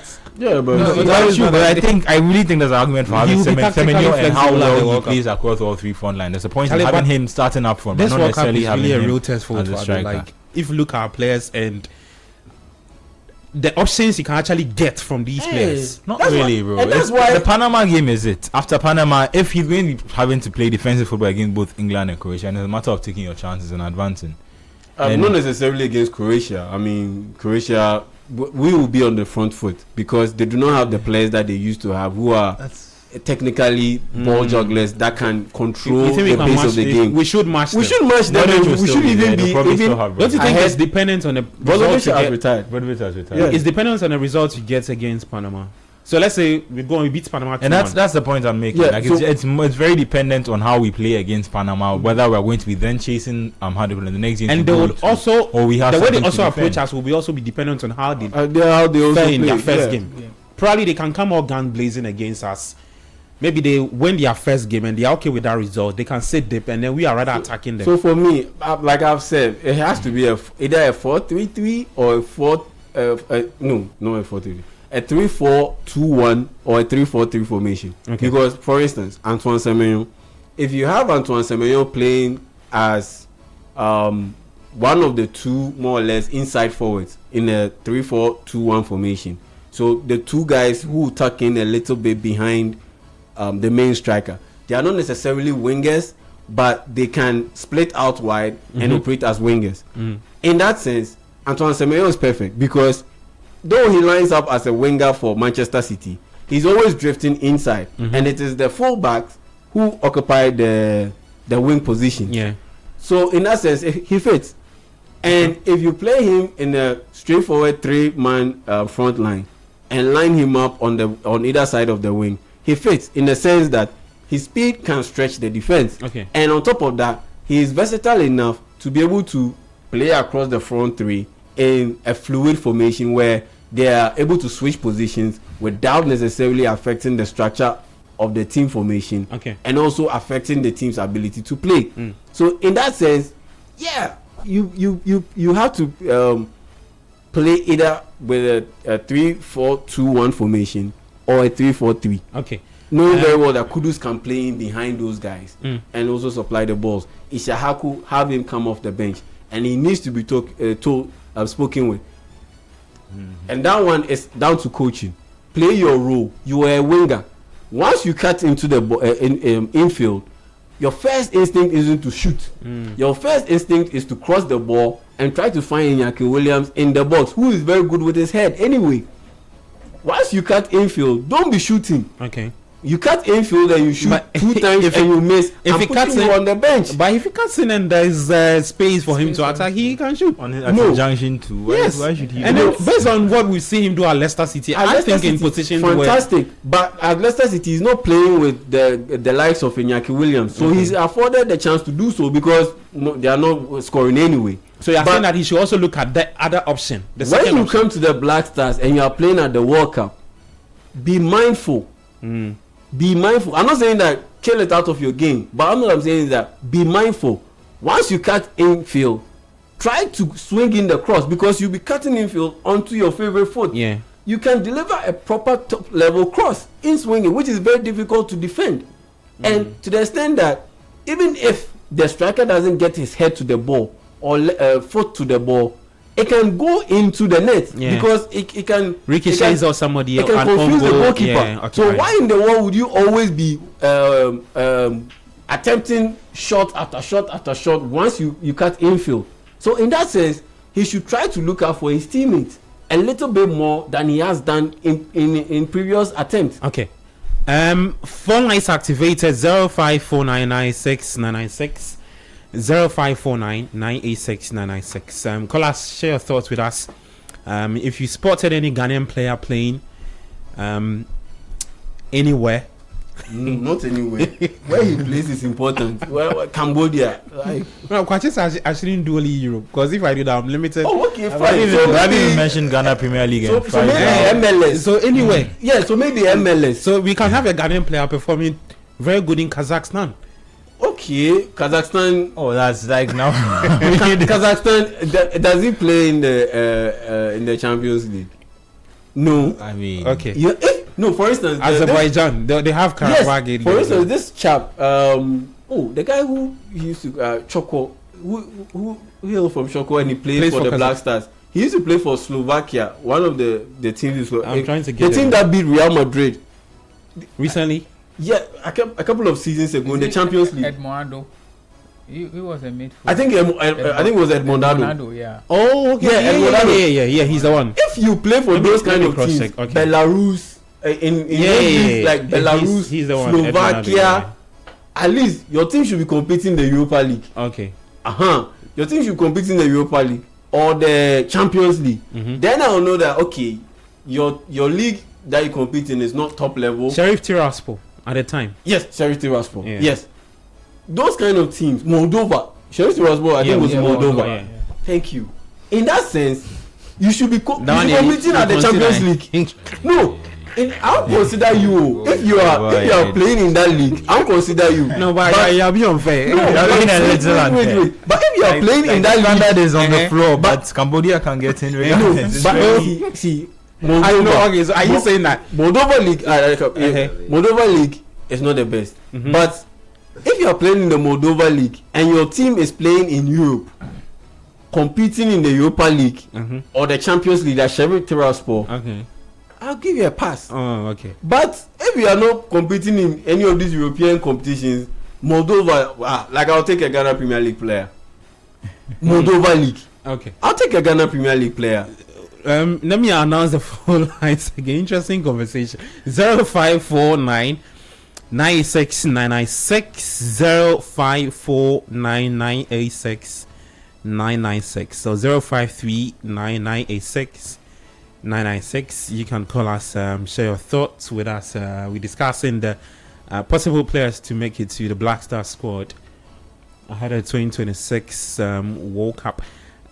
Whilst we're waiting for you to call, guys, I think we have a genuine, very glaring concern with our fullbacks. In the last couple of weeks, I've seen people bringing out the Babaraman conversation as the left back position. Okay, I think we have our first caller. Hi, and then where are you calling us from? Hello. Okay, the caller can not wait. 0549 96996 0539 986 996 0549 986 996 0539 986 996. Please call us and let's get talking. The laterals, Babaraman, Gideon Mensah, Derek Arthur. These are possible players that could get. Hi, your name, where are you calling us from? Yeah, I'm Caleb from Nigeria. Your name is? Caleb. Caleb. Yep. From where? Hello? Yeah, I can hear you clearly. Can you power up your voice for me, please? Alright, sorry. I think your guys have done justice to the topic being discussed, and I think they should be called to help the technical team. I think they understand the players better than the technical team, including our main coach. Yes. They have to be called and then help the technical team. I think they will do best at the World Cup than the technical team now. They understand our players. In fact, I'm excited listening to the conversation. Keep up. All right, Caleb, thank you so much. 0549. Yeah, they say you, and Patrick and Kwache, they say you guys should take up some role in the national. But I said it. So for $62,000. That's management committee. Yeah, level. I can help them. I can definitely help them. But they don't like my choices though. But me, I can. You help mean you them. guys will not be on the same wavelength? Oh, they don't like my choices Okay. because at the end of the day, we need to attack it with brutal efficiency. All right, hi, and where are you calling us from? Afternoon. Good afternoon. I'm El Capitano, driving and listening to you. Ibiso El Capitano, thank you for reaching out to us. Talk to us. Yeah, you guys are making justice to the program, but you guys will slow down for Jordan. Give me small. I beg you. Well, for slow down for Jordan, for me small. Before slow down, when it comes about Jordan and you. Well, for slow down for slow down. Okay. I beg you. Then when it comes to our defense, I think if our man is being added to the team, I think it should be okay. Because I think this guy Gideon Mensah they feel too comfortable. You know they get competition, so they do whatever they like. You get me? Our defense, our central, then the right wing, I think they good. The Blasters they can do well. But also for look sharp. If I prove in critics wrong, in tactics. Me, I know they want to talk later, man. If I look prove in tactics in critics wrong. Best wishes to the United family. Thanks, man. All right, thank you so much. 054996 996 053 9986 996. Call us, let's get talking. The Republic of Football 97.3. I'm Gabi Ofe here with Yao Ejeminta, Manuel Angelo Kwache, and Patrick Bonnie helping me to do the discussion. 054996 996. Hi, your name, where are you calling us from? Yeah, hello. Yes, talk to me. Your name, please. My name is Kogi Dansuman. Kweku Sechi. Talk to me. The Black Stars players caught your attention, caught your eye. What do you want to say? Yeah, I think we have a good team overall, and I think that Semenyo and Kudus are going to, especially Semenyo, I think is very consistent, and he's going to, do some magic for us. But this whole World Cup thing, I think it won't come on. And politically, what is going on in Iran and all that, I don't see it coming on. I think Iran is the first team that qualified for the World Cup. They are going to boycott it anyway. A lot of countries, I'm seeing that Spain and other countries are likely to also boycott the World Cup. So this year's World Cup might not come on. But think about it. Really? Okay. Thank you. 054996 996 0539 986 996. Call us, let's get talking.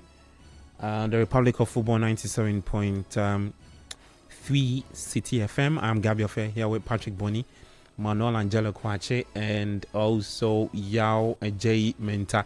Hi, and where are you calling us from? Hello, good evening. Please, I'm Shaibu and I'm calling from Kaswa. Shaibu, how are you doing? I'm okay, and how are you guys? I'm super good. Talk to me, Shaibu. I think for the Black Stars, the only problem we have is the lateral defenders, the 2 and 3. If we are able to solve that, the Black Stars will be good. And the Black Stars, And about Jordan, so I think we should slow down on Jordan. And I hope my team wins today too, Chelsea. And shout out to my good friend Yao. Okay. All right. Shaibu, next time when you call, please turn down the volume of your radio set for me, okay? Okay. All right. God bless you. Thank you so much. 0549 96 996 053 9986 996. Daniels, you have a caller? Okay, nope. 054 996 996. Guys, let's quickly talk about the laterals. Patrick, let me start off with you. Just quick word. If a caller comes in, then I switch to. So, over the week, we've seen. Okay, I think we have a caller. You can still think about it, though. We don't? We do? Okay. Patrick, talk to me. So, the laterals. On the left, there is Gideon Mensah, Derek Arthur-Con, and also Barbara Man. It's possible players to get into the squad. Hi, and where are you calling us from? I am, please, my name is Eric. I'm calling from Temakom Tifan. Eric, talk to me. Hello, Shining Badawan. How are you doing? Charlie, the league now. I know if you trust my team, still. Charlie, be tough. Wait, do you need support? Man City. Oh, okay. But I hope that Semenyo can win the league for us. And I hope the Blasters too can go far in the World Cup. Thank you. All right. Thank you so much. 0549986 996 053 986 996. Okay. Hi, you know where you're calling us from? Oh, Good Citizen, calling from Tema. Your name is? Good Citizen. Good Citizen. Yeah. Please talk to me. Okay. Am I talking to City? Yes, you're live on CT 97.3. I'm not hearing myself on radio. You know, you can't listen to yourself, please. Just you're live on radio. Okay. For our team, I think there are some few changes we need to make, especially the defense. Hello. I'm listening. Yeah. Most especially this guy, Jonas Ajiti. I'm not too comfortable with the guy. Okay. And the guy is very jittery.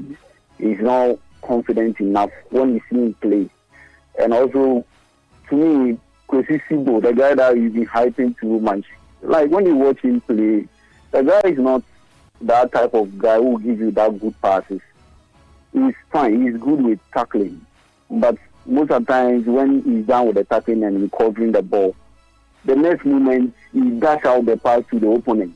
If you watch several of their matches here of Vedo, you see it several times. So sometimes when I watch our games and I see you guys or people praising him, I don't know where the praise is coming from, because after you recovering the ball, like what kind of pass do you give? He's not a good passer of the ball. So I think you should find a better opponent or a better defensive midfielder in that regard. And also Jordan Ayew, I don't think he's going to help our team enough. The guy is always concentrating on falling down, getting a foul, and all those kind of things. I think those things don't help in modern football. All right. Thank you so much. He's a little bit aggressive and then good with the ball. And he's always contributing up front. Okay. Right. Thank you. 0549996 996 0549996 996. Hi, and where are you calling us from? Hello. Yes, talk to me. My name is Ohino Kwame from Majingano. I want to talk about the goalkeeping department, and I think Benjamin Necessary is not really good enough to be our number one for now. And talking about our defensive midfield, I don't think Kwesi Sibu can help us, because he's not all that good. Like when we talk of midfielders like Antoniana and them, this guy don't come near these people. I don't think he's really good. So then I think the guy saying that what do you call it, Italian that is Suleiman or something. I think he is a very good player. We have watched him play for his new team. I think he's up there. So then, and the left back too, I think they should call Baba Rahman. Thank you. All right, thank you so much. 054996996 0549986 We'll take our final 2 callers, and it's a wrap. Hi, no more calling us from. Hi, my name is Kasim. Your name is? Kasim. Please talk to me.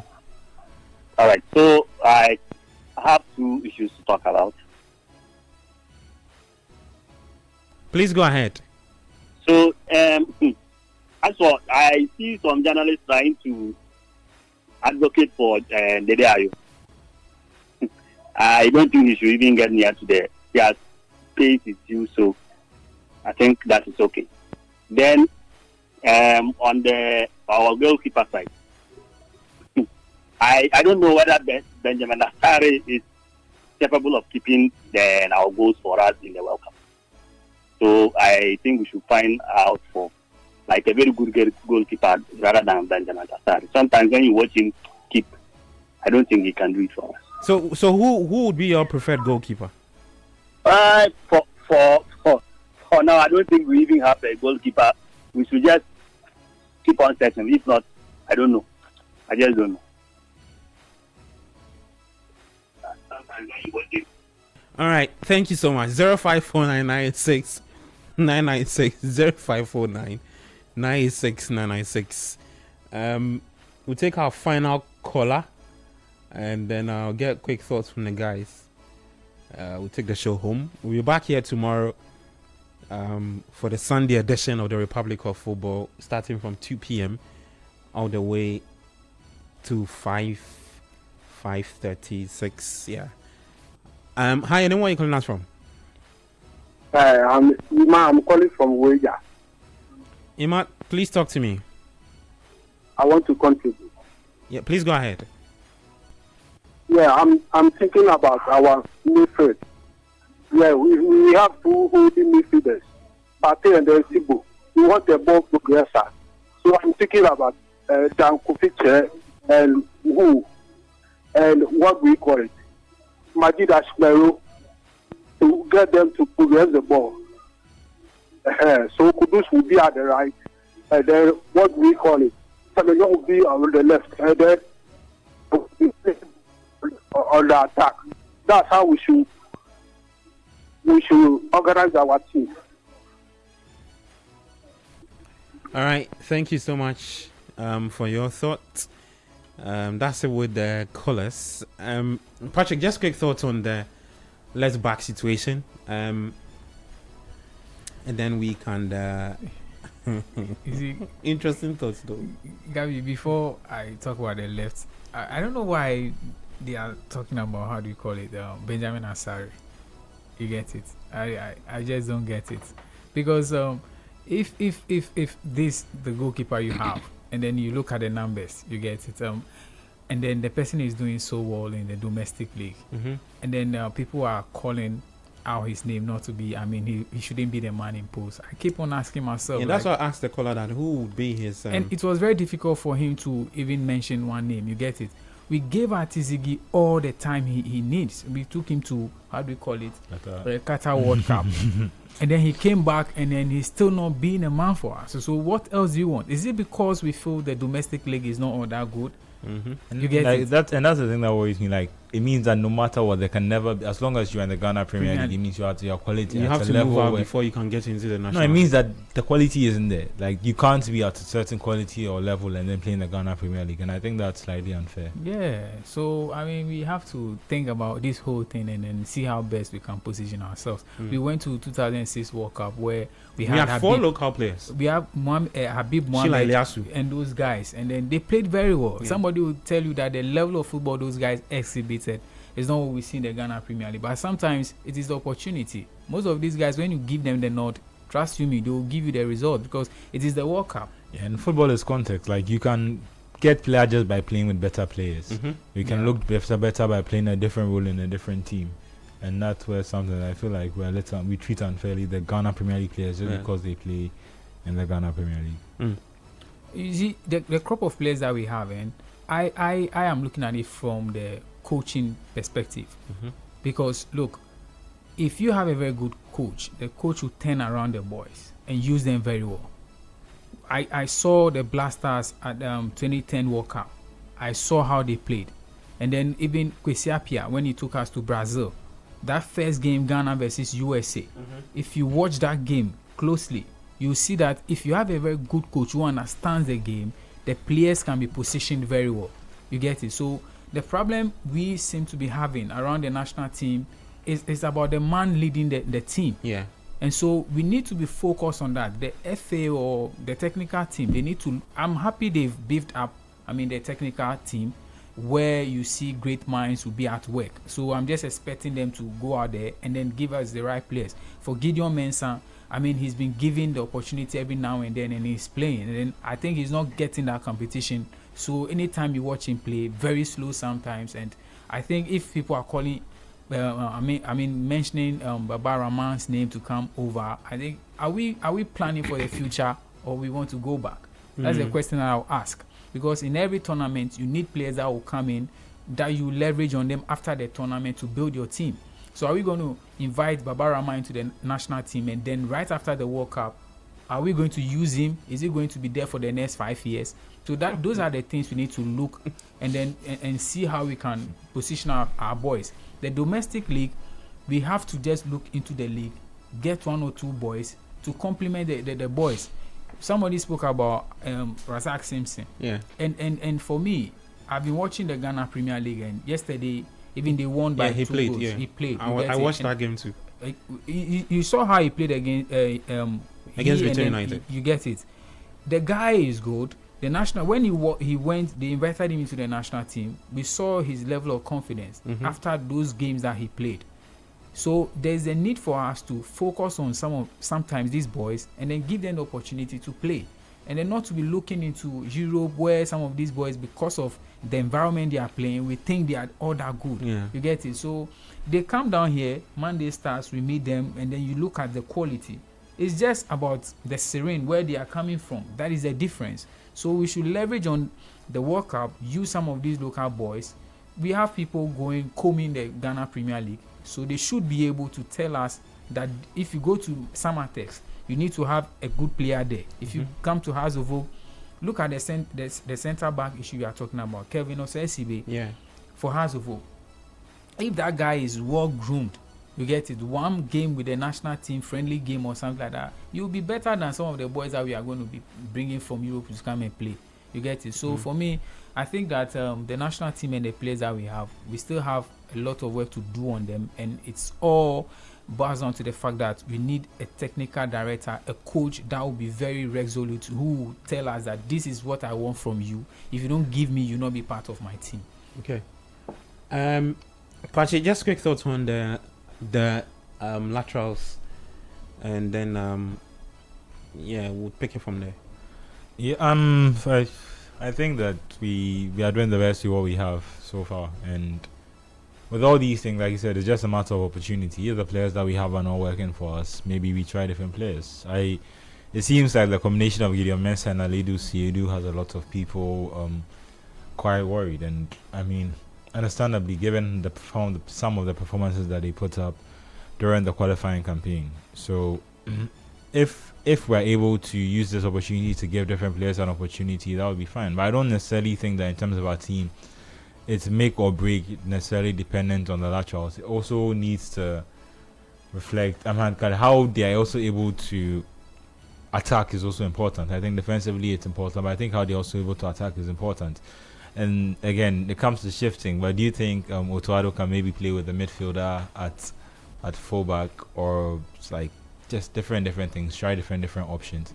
I think that would maybe be a bit too soon. I think he can just go with tried and tested, and then if the games that are coming up, I keep saying, are the most important things. You've confirmed we're 4 friendlies now against teams of different levels, of different quality. If you have something you want to try, I think we have the best opportunity to go ahead and see what we're going to do. The AFCON not being there will always will always be a factor. But now that we've moved past the AFCON, maybe if we had been at the AFCON by now, we would already be more certain what our best team was. If we hadn't been knocked out at the group stage again, hopefully. But if we had progressed to the AFCON, we would have been able to play enough games to have some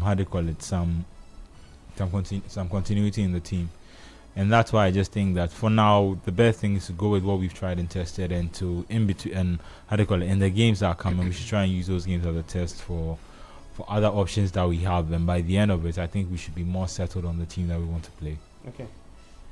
Yeah, you had a final say. Oh yes, we are running out of time. Actually, we're over our time limit, so we're out of time. So let me make it quick. I think what we need to do, considering the level of play of our regular fullbacks and the fact that the substitutes haven't necessarily been tested, like Derek Atakon. Yeah. And the timing is very close to the He's World yet Cup. to play Right? for the Black Stars. I don't think we should be experimenting too much, especially in those key areas. In the wing positions upfield, we can experiment. But in defense, we cannot afford to be experimenting now. So what I do propose is a little bit radical.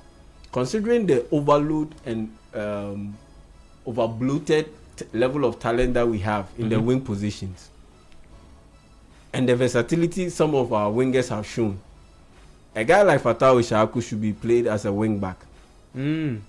Considering we'll be it's best we use a back three. Fatau Ishaku should be played as a wing back. Has he got the legs to be running down that lane? But he's played that position before. He played it at Sporting Lisbon. No, but at that time he was not dealing with all of these. And defensively, he'll be dealing with much like players of a higher quality. Exactly, but he has the speed and the bullish attitude to be able to deal with them. And on top of that, he has a skill. I think Kamaldeen on I'm just concerned about Fatau Ishaku. I'm just concerned about the. No, he can't play that position. I'm just concerned about the load of work he has to do on that channel, because running in and then wing back, I think he will suit him brilliantly. Okay. If he goes to meet some top notch. Oh, and on top of that, you look at the right side. You look at the right side. Joseph Paintel has played as a wing back before, and he's been used in that position for LA Galaxy, and even before he moved to LA Galaxy, the previous clubs he played in Europe, Ferencváros and co. They played him on multiple occasions in the wing back position. And so in that sense, why don't you go in for him? Because Gideon Mason is who he is at this point in time. Even when he was playing consistently, he wasn't doing very well for the Black Stars. And now his position at Auxerre, he's not a starter. He's not a starter. He comes in and he goes. Sometimes 3 games, he'll be coming off the bench. And the 4th game, then he starts some games. Then that's pretty much it. So he's not consistent. Alidu Seidu, the same thing. These days, he's not a starter at Stade Rennes. You get it? So, even when they were starting games and playing multiple games, we had issues. So now that they are coming off the bench and their minutes are staggered, what makes you think that, or what makes you confident that their level of play for the Black Stars will improve or get better? So for me, I think per the talent that we have, the Emmanuel Adais and co, they are all in the wing areas. We can play them in those wing areas. Kamaldeen and co, let them be part of the second unit. But because of the overload of talent that we have in those areas, and the fact that some of them have played that position before and have shown that they are quality enough to play that position before, a guy like Jose Paintel should be used as a wing back. A guy like Fatau Ishaku should be used as a left wing back. Then you play with your back three. You have Machid Ashimero and maybe Ibrahim Suleimana or Kwesi Sibo in the middle if Partey is not available. Then the front, you go with Iñaki Williams, Antoine Semenyo, and then Mohamed Kudus. Okay. You are sorted. Yeah, I mean, just to add to that, I think that is the last option available to him, because we've spoken about not having the quality naturally in the positions. I think, argue with a 3-back system, maybe he can try a different attack-minded players in those positions. I think maybe if he plays 4-back, I think there's also an argument to maybe use an extra centre-back as a 4-back, rather than going for instance, like if he wants to be better defensively. I think there's an argument to maybe going for maybe an extra 4-back at one side and then just having one of them to be a natural 4-back who will then be going up and down the wings. So there are different options available to him. So I'm like we keep saying, we have we have the opportunity between now and when the World Cup comes. So Mhm. we'll see what works for the team. Okay. All the best to Otuado. That's what you can say. For the Nigerians, I've spotted a goalkeeper for them. I think they can. Maduko Okoye. He plays for. He did this. Yeah. I mean, Nigerians have issues with their goalkeeping. I mean, But He could be- for he us, could be but standing for with us, Billy. we can also go in for Rome Jaden. he's not coming. Ozu. Okay. Yeah. Yeah, the way he Rome likes that. Jaden. Yeah, because at He's the end not of the day, coming. he's a starting goalkeeper for the But do you for a think club he's- in the Dutch league. He would come. That's what I'm saying. I don't think you. He will come because at the end of the unless he doesn't want to play international football, because that Dutch national team, he's not getting He's not anywhere getting close that. to the national Maybe he team. would prefer being the reserve goalkeeper than being. No, that one. he's not getting a call up. I don't see him getting a Rome Jaden. Okay. I don't see him getting a call up. How old is he now? Oh, he's like 23. He's quite young. I think there's still time. The Japan boy too, but I think he's already started representing Japan. Oh yeah. Yeah. Suzuki. Yes, Oh yeah, he plays for Parma and he's already represented Japan multiple occasions. So he's gone. Okay. That's the word on the Black Stars players repping their teams. Their performances ahead of the 2026 World Cup. So the guys doing justice to the players, helping Coach Otuado, I mean, with the scouting work. We're doing it here in the radio. Yeah. Let me do this message from Patrick. You want to do it or I should do it for you? So Frank Bala, is it Bala? Yeah. And Benjamin Amantik, aka Kabila of West Legon, currently doing the listening. And today is Isaac Arthur's birthday. He's also listening to the show. Okay. Yeah. Big shout So to happy. Ivan Alfonso Ansa. Yeah, Okay. Ivan Alfonso Ansa, big Liverpool fan. Yeah, I'm pretty sure you enjoyed that win over Wolves last night in the FA Cup. Yeah, Ivan The Alfonso revenge Ansa. win. Yeah, big man. Revenge win. Yeah, Big after man, they big scored. man, big man, big After they man. scored us in the Ivan, I salute. the Premier Okay. League. So happy birthday to Isaac Arthur. This is from Patrick, you right? Or it's from the guys? Yeah, the guys. From Patrick Bonny, who is here with us, wishing a very big birthday and growing to do big things. Kwachi, have some shout? I mean, no, unexpected. No, just just shout to all the people listening. The messages and the support is what makes the show exciting. So Yeah. thank you. Speaking of the messages, let me take some one or two from YouTube before before we check out to the studio. On YouTube, if I don't do it, the guys Charlie slaughter we. It says I think the guy who said SM, you mean Benjamin Asari? Okay. It's not good enough. It's a Richard Ofori fun. Okay. There's a Ghanaian at Greenland. Charlie Seed come, he didn't misbehave. He said Cambodia League with a laughing emoji. Okay. Kudus is a ball hog and not a juggler. He holds onto the ball too long. Hold the ball up and release the ball for others for counter attacks. That's what Kwache is talking about. Okay. Semenyo can play whether in possession or counter. Okay, Semenyo should be our face. You mean heading into the World Cup? Ghana vs England. Otuado will be sweating in his kaftan. Sweet Kwame says Ghana players day everywhere. Guatemala and things. Yes, it's true though. And then he's also making fun of the guy who called to ask Shining Brother One, how are you doing? Okay. All right, guys, thank you so much for sending your thoughts. We'll be back same time tomorrow. Thank you, Yao Jim Tamanol, Angelo Kwache, and Patrick Bonny. Technical support from Daniel Squashi. I'm Gabriel Fair. This has been the Republic of Football 97.3. Was live on City Sports Ghana.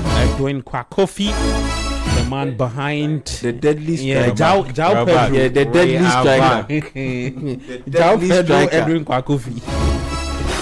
I'm sure he'll be laughing. He's the man behind all the graphics you see on YouTube. If you've been watching on YouTube, he's the man doing all the magic for us. We're back same time tomorrow, 2 to 5 p.m. The Republic of Football on on 97.3. Many thanks to our callers as well for calling and sharing your thoughts with us. I'm Gabby Affair. Enjoy the rest of our programs. You take care and bye-bye.